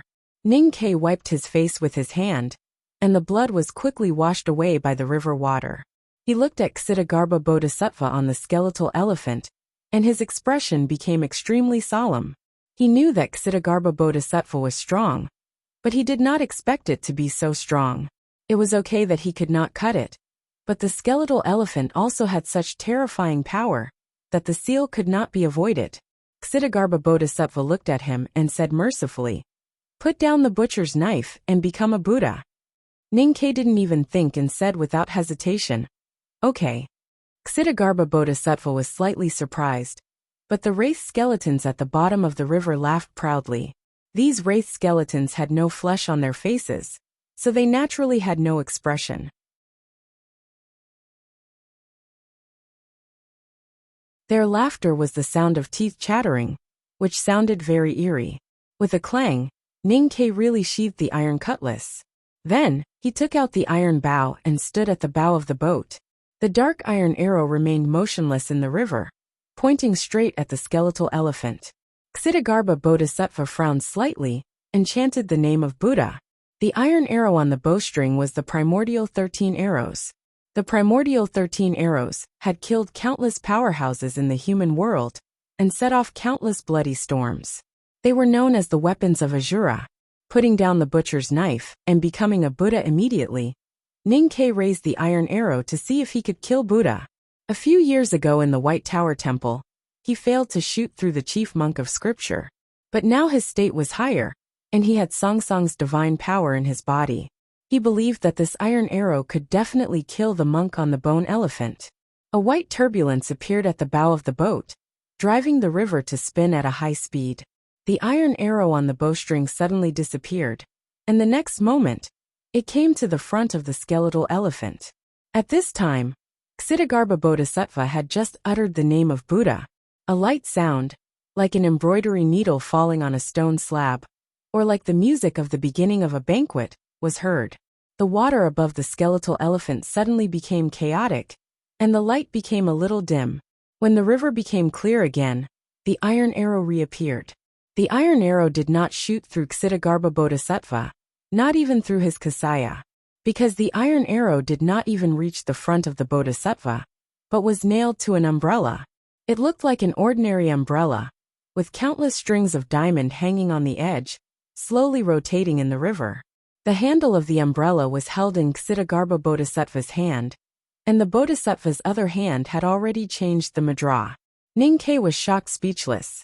He wondered what material the umbrella was made of, and how could it catch the primordial 13 arrows shot by him with Hao Yan's divine power. Its strength was almost as strong as the big black umbrella. An umbrella with a rope hanging was a pagoda, and this umbrella was the legendary Vajra pagoda. Ksitigarbha Bodhisattva held the Vajra pagoda in his right hand, and the fearless seal in his left. Ksitigarbha Bodhisattva controlled the 6 realms, and had the 6 Dharma images. Iron knives could not cut him, iron arrows could not pierce him. He was as calm and unmoving as the earth, and his thoughts were as deep as a secret chamber. He was invincible. Ninkei was shocked speechless, but he was not discouraged. He drew out the iron cutlass again, and slashed twice at the direction of the skeletal elephant. The blades cut the water at the bottom of the river, and turned into 2 extremely powerful and sharp talismans.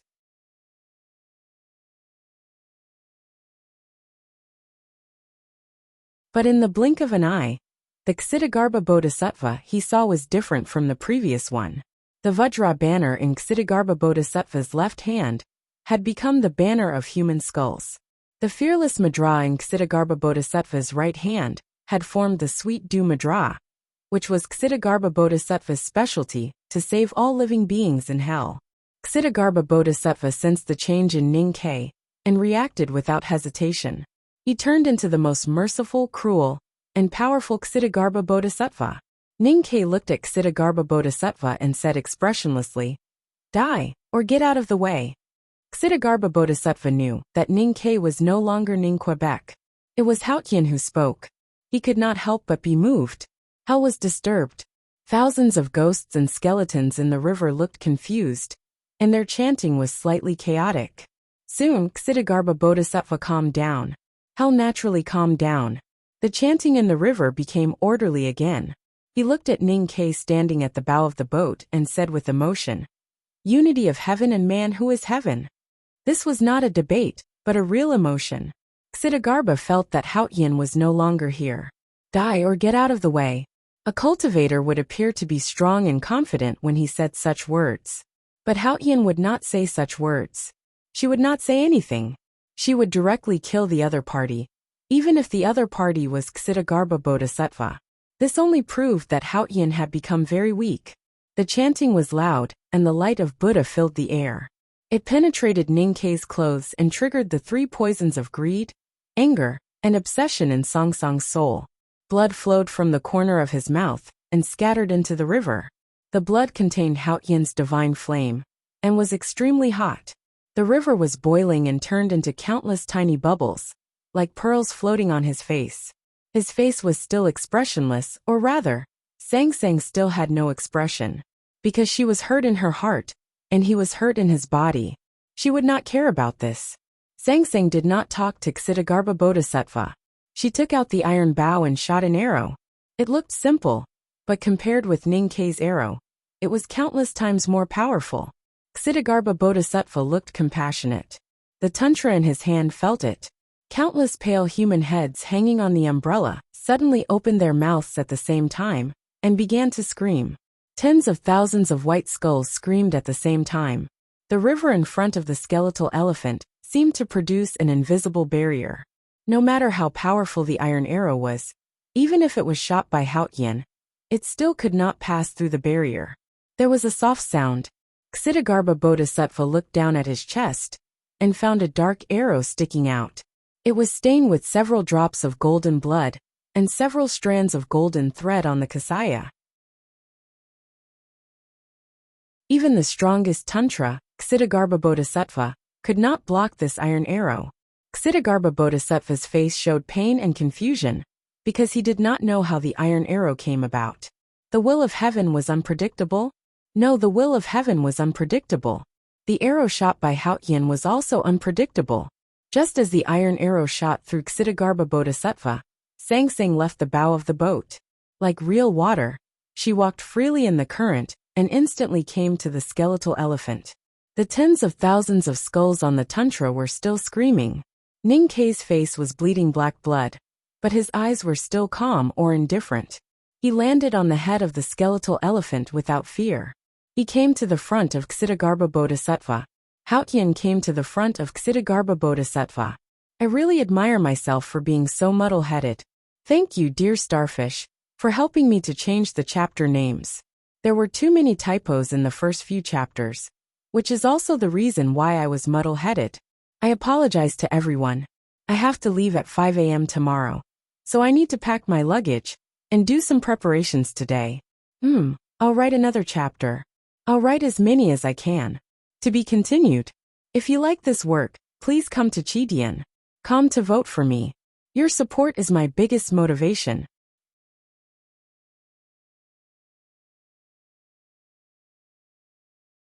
Chapter 985. Tantua Ksitigarbha was the most powerful Ksitigarbha. The pennant of human skulls in his hand was the most powerful Ksitigarbha in hell. The sweet dew seal contained infinite mercy, which hurt the poisoned Sang Sang. Ning Ke's body was torn by the countless skulls on the tantua. He was wounded everywhere, and his clothes were torn and bleeding. Countless resentful souls were summoned by the sutra and flowed to him along the river, desperately drilling into his wounds. Although they were purified by the divine light contained in his blood, as soon as they touched his blood, the wounds remained and became more and more serious. The edges of the wounds gradually turned gray. His eyes were also bleeding, but they were still so calm, without any fear or pain. It seemed that he did not even have any thoughts. He was extremely ruthless and cold. Because the eyes were emotions, Song Song's emotions. The bone elephant was dozens of feet high and had a large head. Sang Sang landed on its head, as if she had landed in a very spacious house, which made her figure look so small. Sang Sang walked to the back of the elephant, getting closer and closer to Ksitigarbha. The bone elephant roared angrily, and its trunk broke out of the river and lashed at her like a whip. Ninkei's initial thought was right. There were no bones in the elephant's trunk. Even the elephants in the Styx River in hell did not have bones. The elephant had a long trunk made of white bones, because it could not forget its previous life, after coming to Buddha's nirvana. So it picked up countless broken bones from the mud at the bottom of the river, and made a trunk for itself. The broken bones in the elephant's trunk were all human bones. The bone elephant had been listening to sutras in the Styx River for tens of thousands of years, and had already refined these human bones into its own magic weapon. Its Buddha's power was boundless, so it could easily tie up Vermilion Bird and Ning Quebec. Even if they were at the peak of knowing destiny state, they could not break free. In the roar, the bone trunk was like a white shadow, lashing at Sang Sang. It was as powerful as the Vajra in Buddha's hand. The river was turbulent.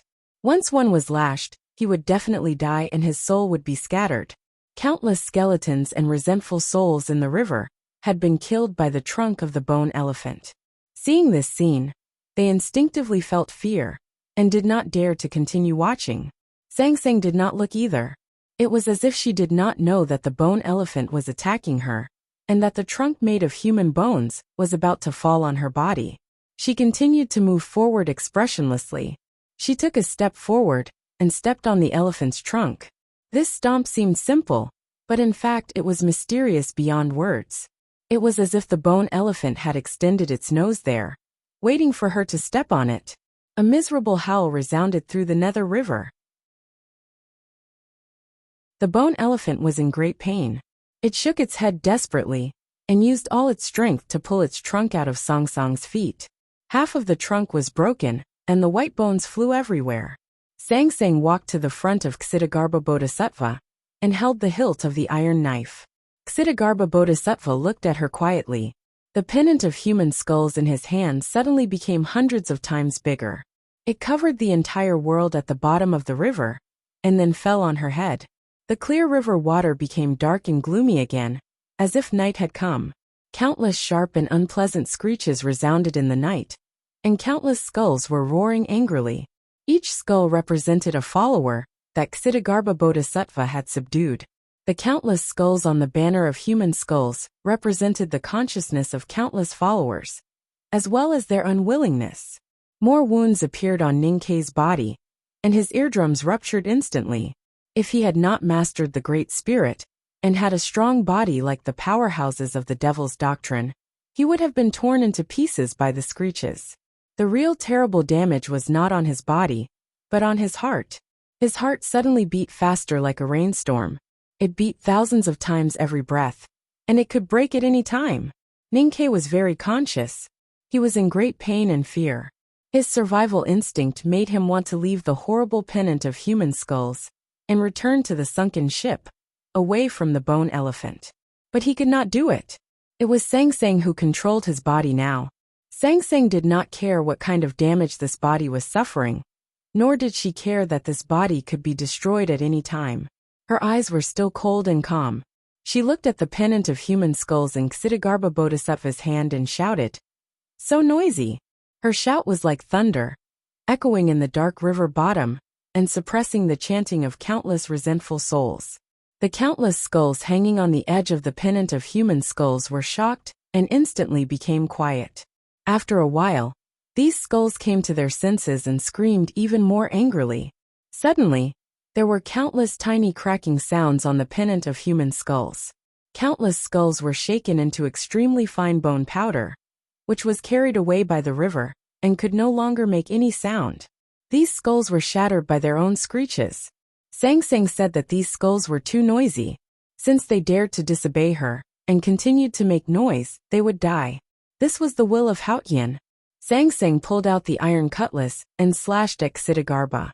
With a swish, the blade cut the Kasaya on Ksitigarbha, and cut off countless golden threads.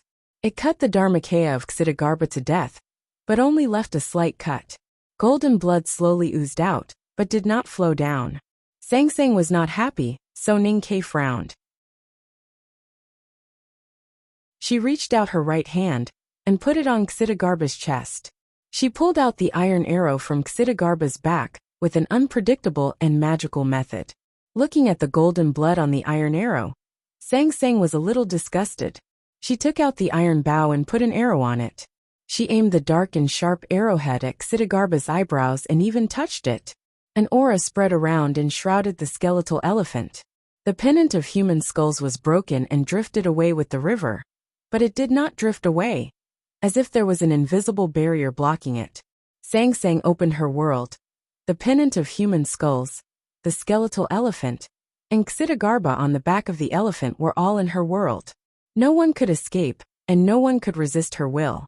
She aimed the iron arrow at Xidagarba's eyebrows, but Xidagarba failed to dodge. Xidagarba held the front end of the iron arrow with his left hand. Sang Sang quietly looked at him under the arrow, and a divine thought fell into the iron arrow. Xidagarba looked solemn, and chanted the name of Buddha. Sang Sang loosened her fingers, and the iron arrow left the bowstring. The arrow did not move. Xidagarba held the shaft of the iron arrow, and the golden light in his left hand shone brightly. The skeletal elephant let out a cry and slowly sank. The bone of its right forelimb was broken from the middle. It was so quiet between Sang Sang and Xidagarba, as if the iron arrow had not been shot.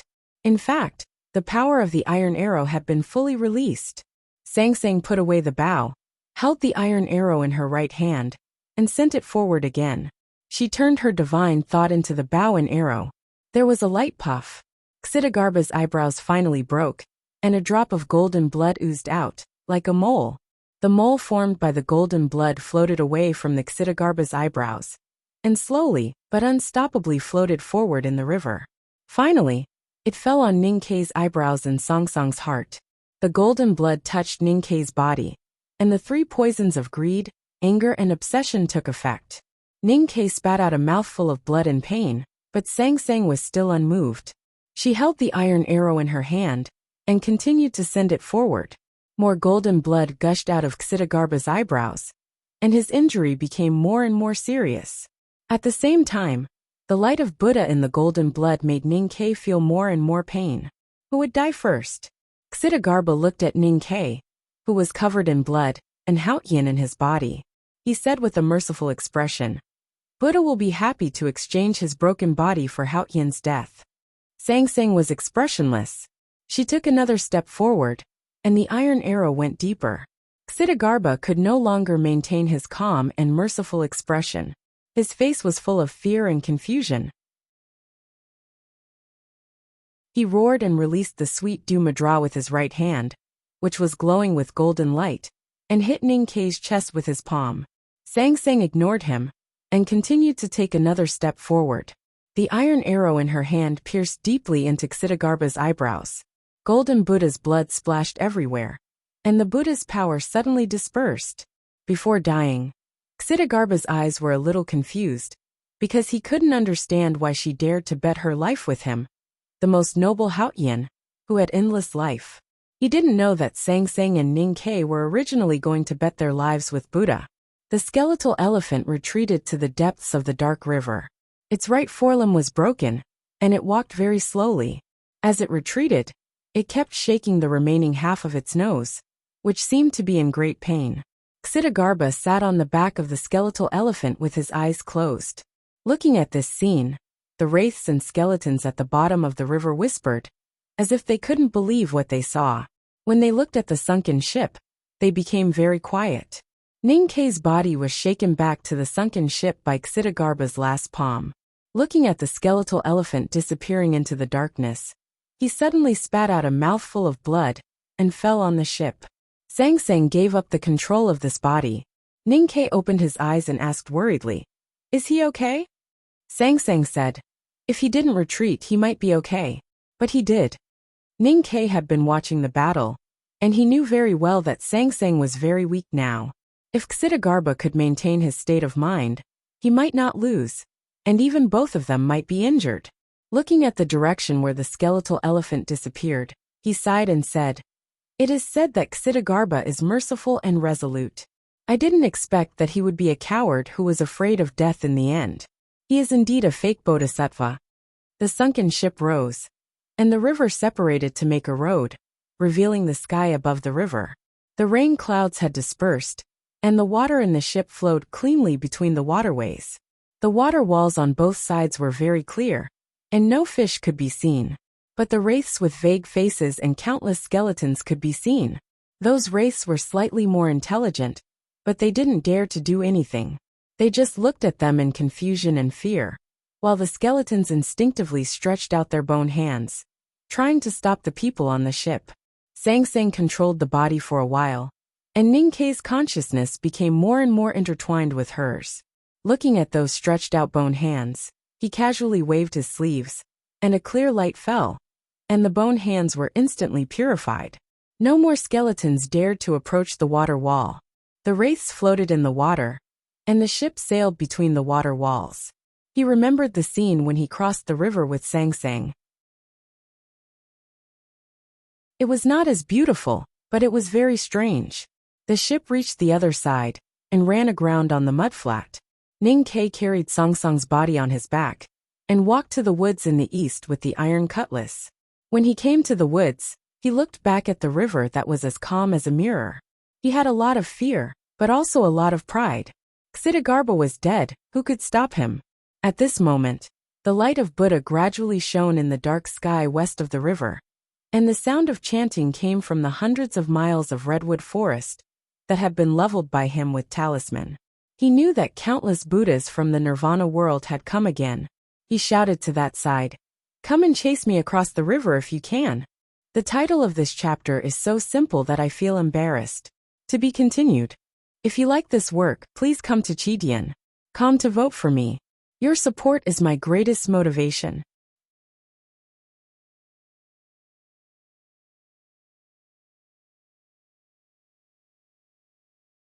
Chapter 986.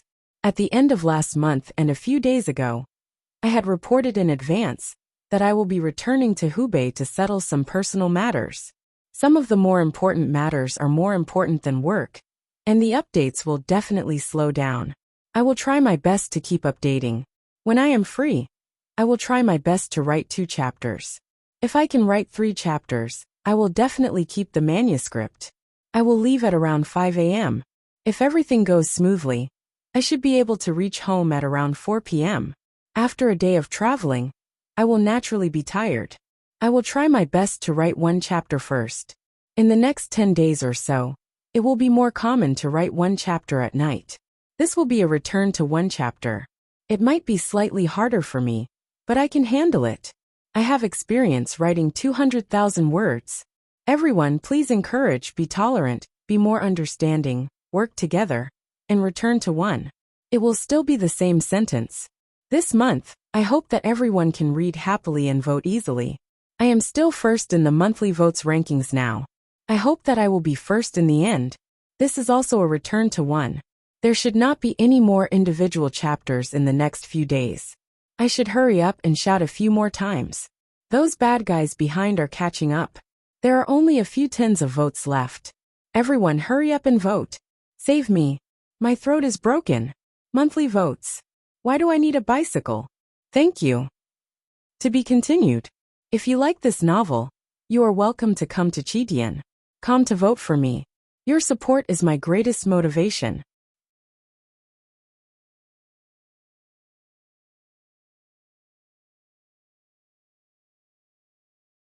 Chapter 987. I want to cross the river. Who will carry me? Let me carry you. Ning Kei hummed a tune and walked to the woods by the river with his sister on his back. He was so happy that he was crazy. After crossing the hurdle of Ksitigarbha Bodhisattva, the pressure that he had accumulated these days was naturally released wildly. There were still countless Buddhas looking for him, and Sang Sang in the field west of the river. They wanted to kill him and Sang Sang, but he believed that those Buddhas could not cross the river because there were countless resentful souls and skeletons in the river. Those skeletons were not smart, but they were powerful. Without the command of Ksitigarbha Bodhisattva, they could not distinguish between friend and foe, and would not let go of those Buddhas. It should be known that the light of Buddha could suppress ghosts, and was also an excellent nourishment for ghosts. Ning Kei and Sang Sang could purify with Haotian's divine light, but those Buddhas could not. When they reached the woods, the song suddenly stopped. Ning Kei knelt down in the moss-covered ground with a thud, He held the wetland with both hands and kept vomiting blood. His face turned pale because of the pain. Ksitigarbha Bodhisattva was not easy to kill. It was not until then that he found that his body was seriously injured, like a battlefield after a bloody battle.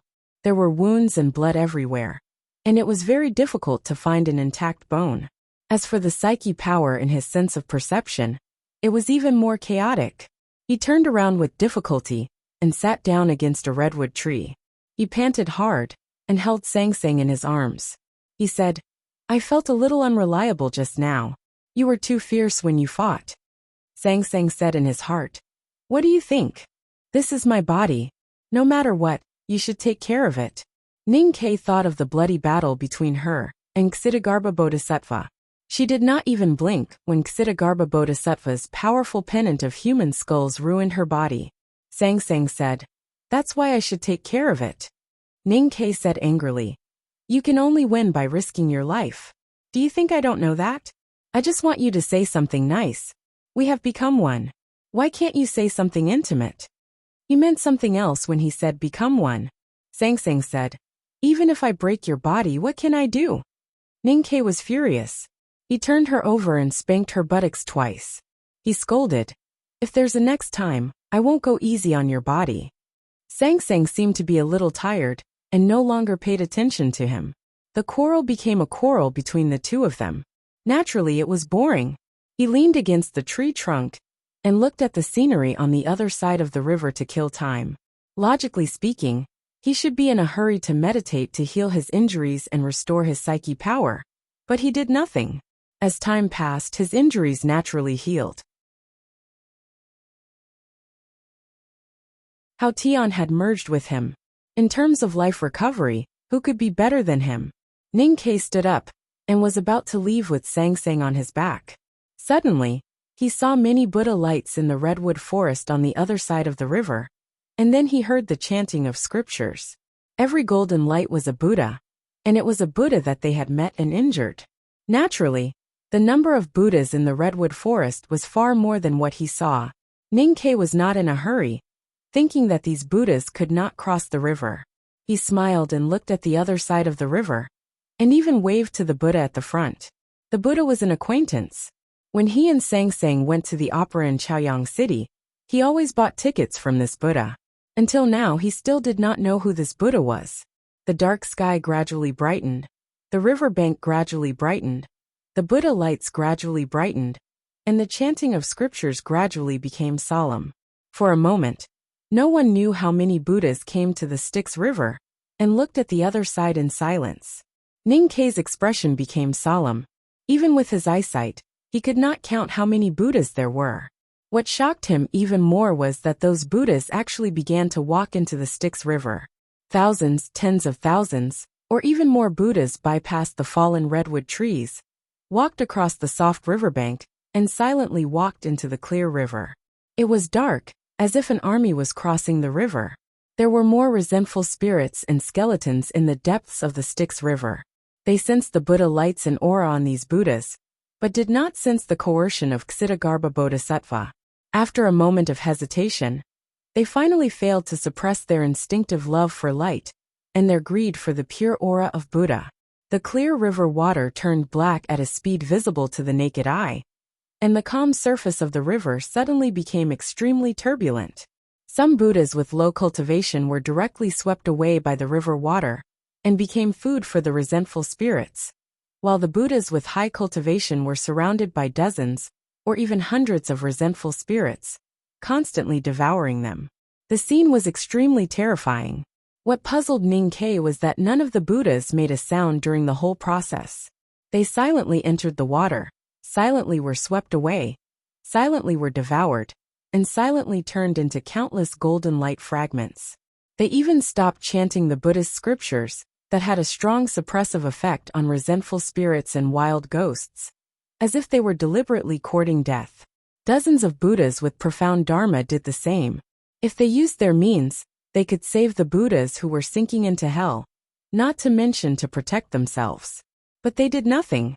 They just put their palms together and silently walked into the depths of the Styx River.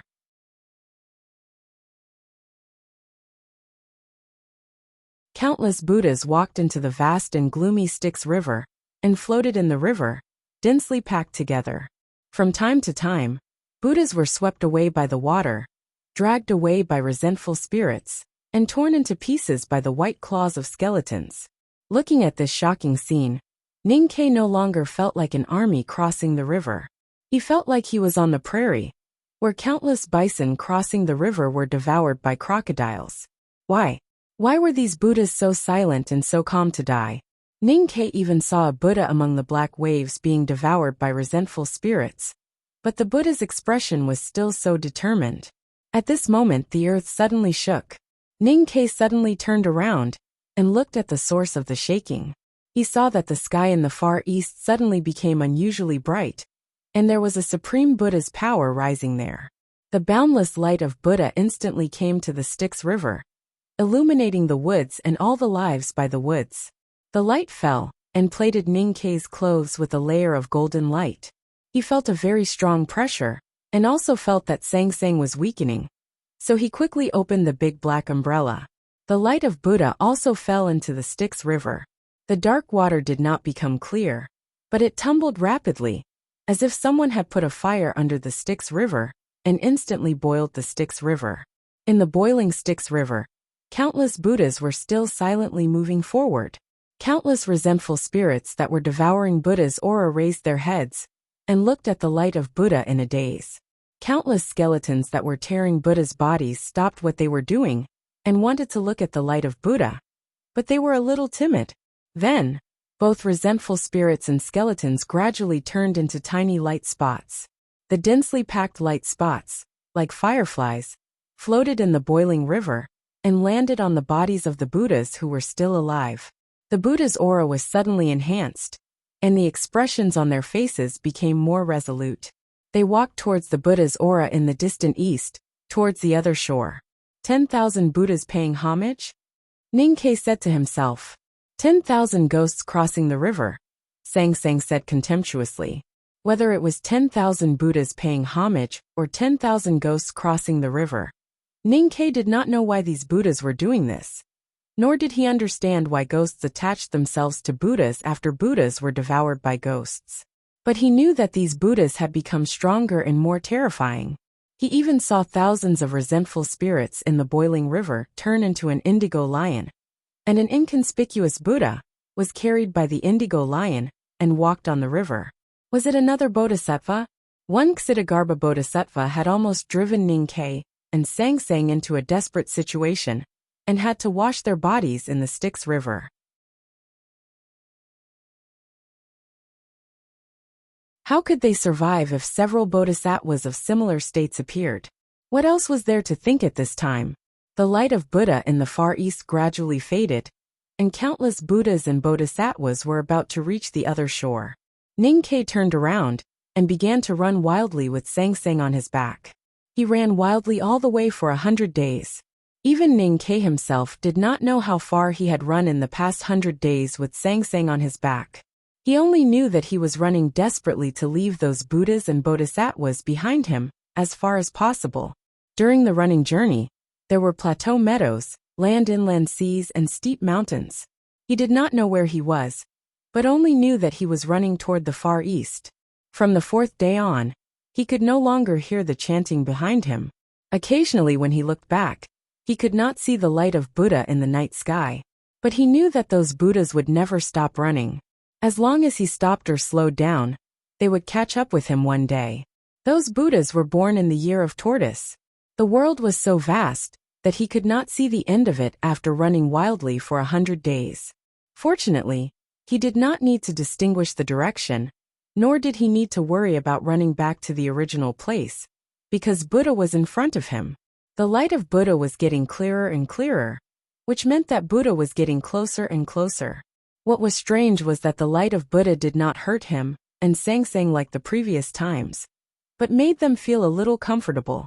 Although they felt comfortable, they were not relaxed. Ninkei and Sang Sang talked less and less these days, and they kept silent for a long time while running. He was in a heavy mood because he was about to see Buddha and gamble with his life, while Sang Sang was thinking about something. To cultivate Buddhism, one must first see Buddha. and Buddha would wake up from the nirvana state, either alive or dead. Heaven was the first, Headmaster was the second, and Buddha was the third.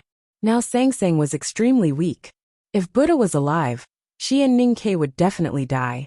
Ning-Ke and Sangsang were born with each other, so he should know what she was thinking. But this time her thoughts were too complicated and abstruse. He could sense those lines of thought, but it was too dense to see clearly, let alone understand. It was like a tangled mess between their hearts. Understanding this, his mood became heavier and heavier. Even Sangsang could not figure out a way. What should they do after seeing Buddha? One day, they came to a meadow, and a snow-capped peak loomed in the distance. He broke the silence and said, "When I first learned cultivation, I gambled, which meant that I was probably born to be a gambler. Now it is a 50-50 chance, so of course I have the courage to bet all my wealth. I'm home. I haven't had a good rest for a day and a night. I'm very tired." To be continued. If you like this work, please come to Chidian.com to vote for it. Your support is my greatest motivation.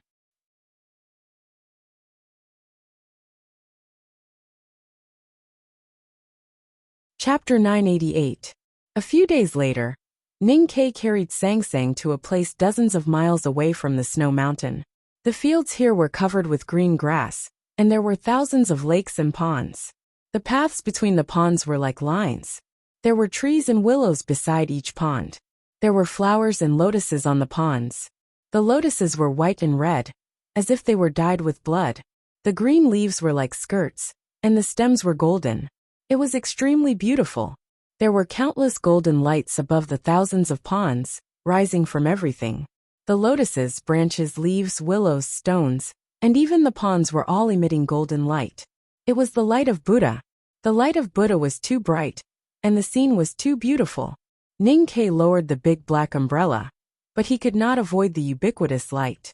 He squinted his eyes. Because of Sangsang's poisoning, his chest and abdomen were full of disgust, and there was sweetness in his throat from time to time, which was a sign of vomiting blood. The indescribably beautiful and holy world was the real Buddha land. He was very sure that Buddha lived in this world, but he did not know where he was. He carried Sangsang on his back and searched among the ponds. He stepped on the narrow mud path between the ponds, pushed aside the willow branches in front of him, and looked back and forth between the lotuses, lakes, and stones, looking extremely patient. Sangsang kept silent and watched him search aimlessly for a long time. Finally, she could not help but ask, "Do you know where Buddha is?" Ning-Ke said, "I don't know." Sangsang said, "Then what's the point of looking around like this?" Ning-Ke said, "Buddha will wake up as long as I see him. So looking is searching." Seeing Buddha was enough. He walked through the golden ponds with Sangsang on his back. He looked at the lotuses on the ponds, the clear water in the ponds, the mud at the bottom, the lotus roots in the mud, the stones on the banks of the ponds, the willows among the stones, and the golden cicadas on the willows. He rarely blinked, because he did not dare to miss anything. One day, hearing the croaking sounds coming from the lotus field, he thought for a moment and untied Sangsang's body. Then he jumped into the water, swam to the depths of the lotus field, and caught a fat frog. He held the frog in front of his eyes, and stared at it for a long time. The frog innocently opened its round eyes and stared back at him. The man and the frog stared at each other for a long time. In the end, Ning-Ke's eyes began to ache and he silently shed tears. Sangsang mocked him in his heart. "Even if you think what you did was stupid, why do you have to cry?" Ning-Ke explained angrily, "My eyes are sore." Sangsang said, "It's your fault for staring at me for so long." Ning-Ke said, "I've seen so many flowers and willows without any reaction."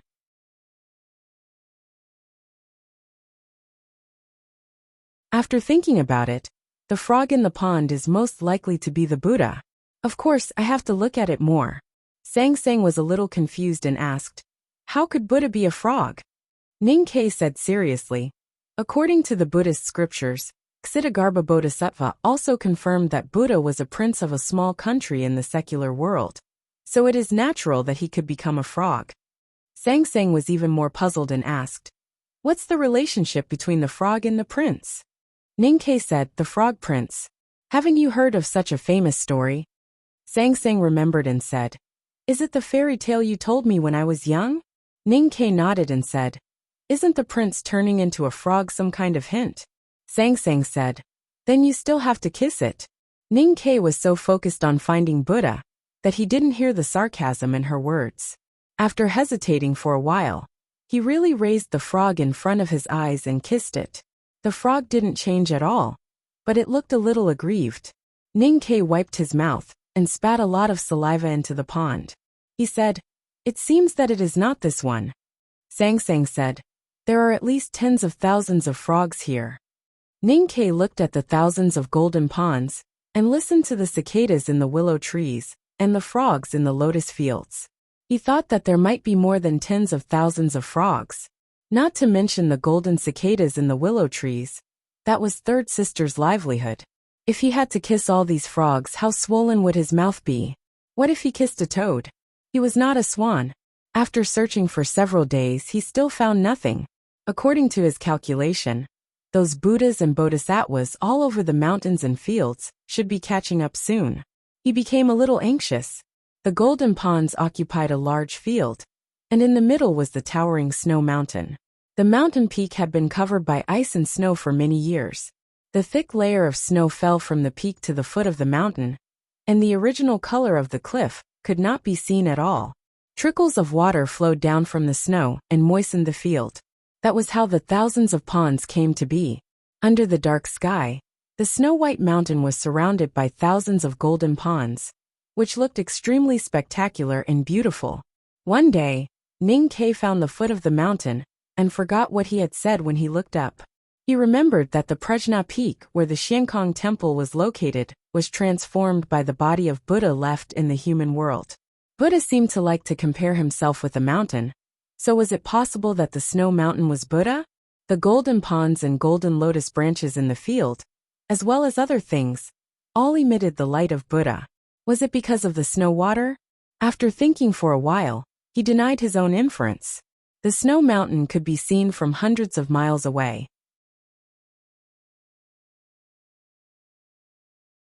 These days, he occasionally looked at the snow mountain in the golden ponds, but the snow mountain never moved.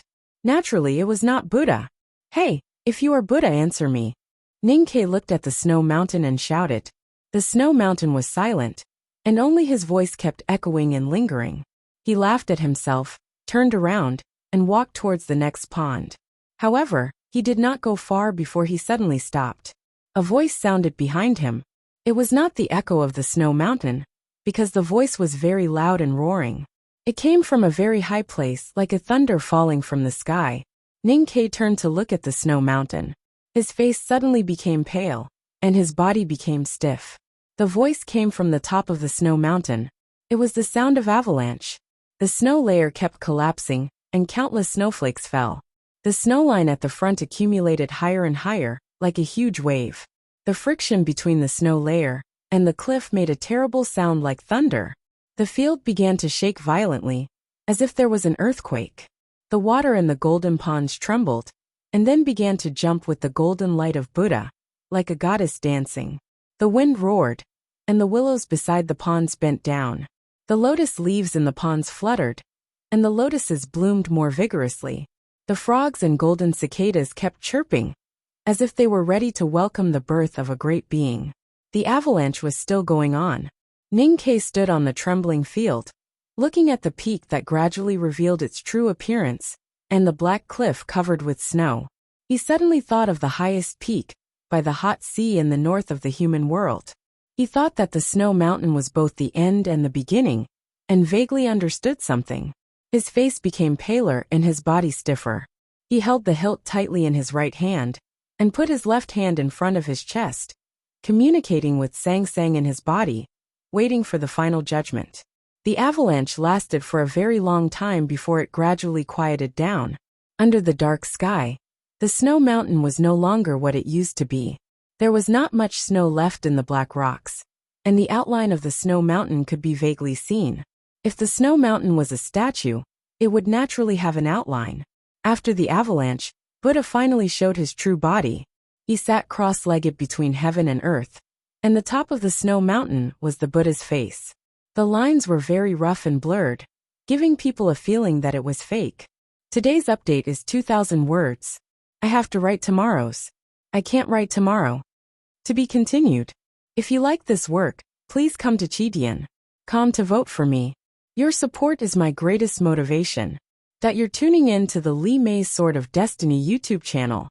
We're so grateful for your support. And don't forget to subscribe to join us on this incredible journey through captivating stories. Your generosity through donations truly makes a world of difference, as it's the primary source of revenue that allows me to expand and enhance this channel for you. Thank you from the bottom of my heart for being a part of this adventure.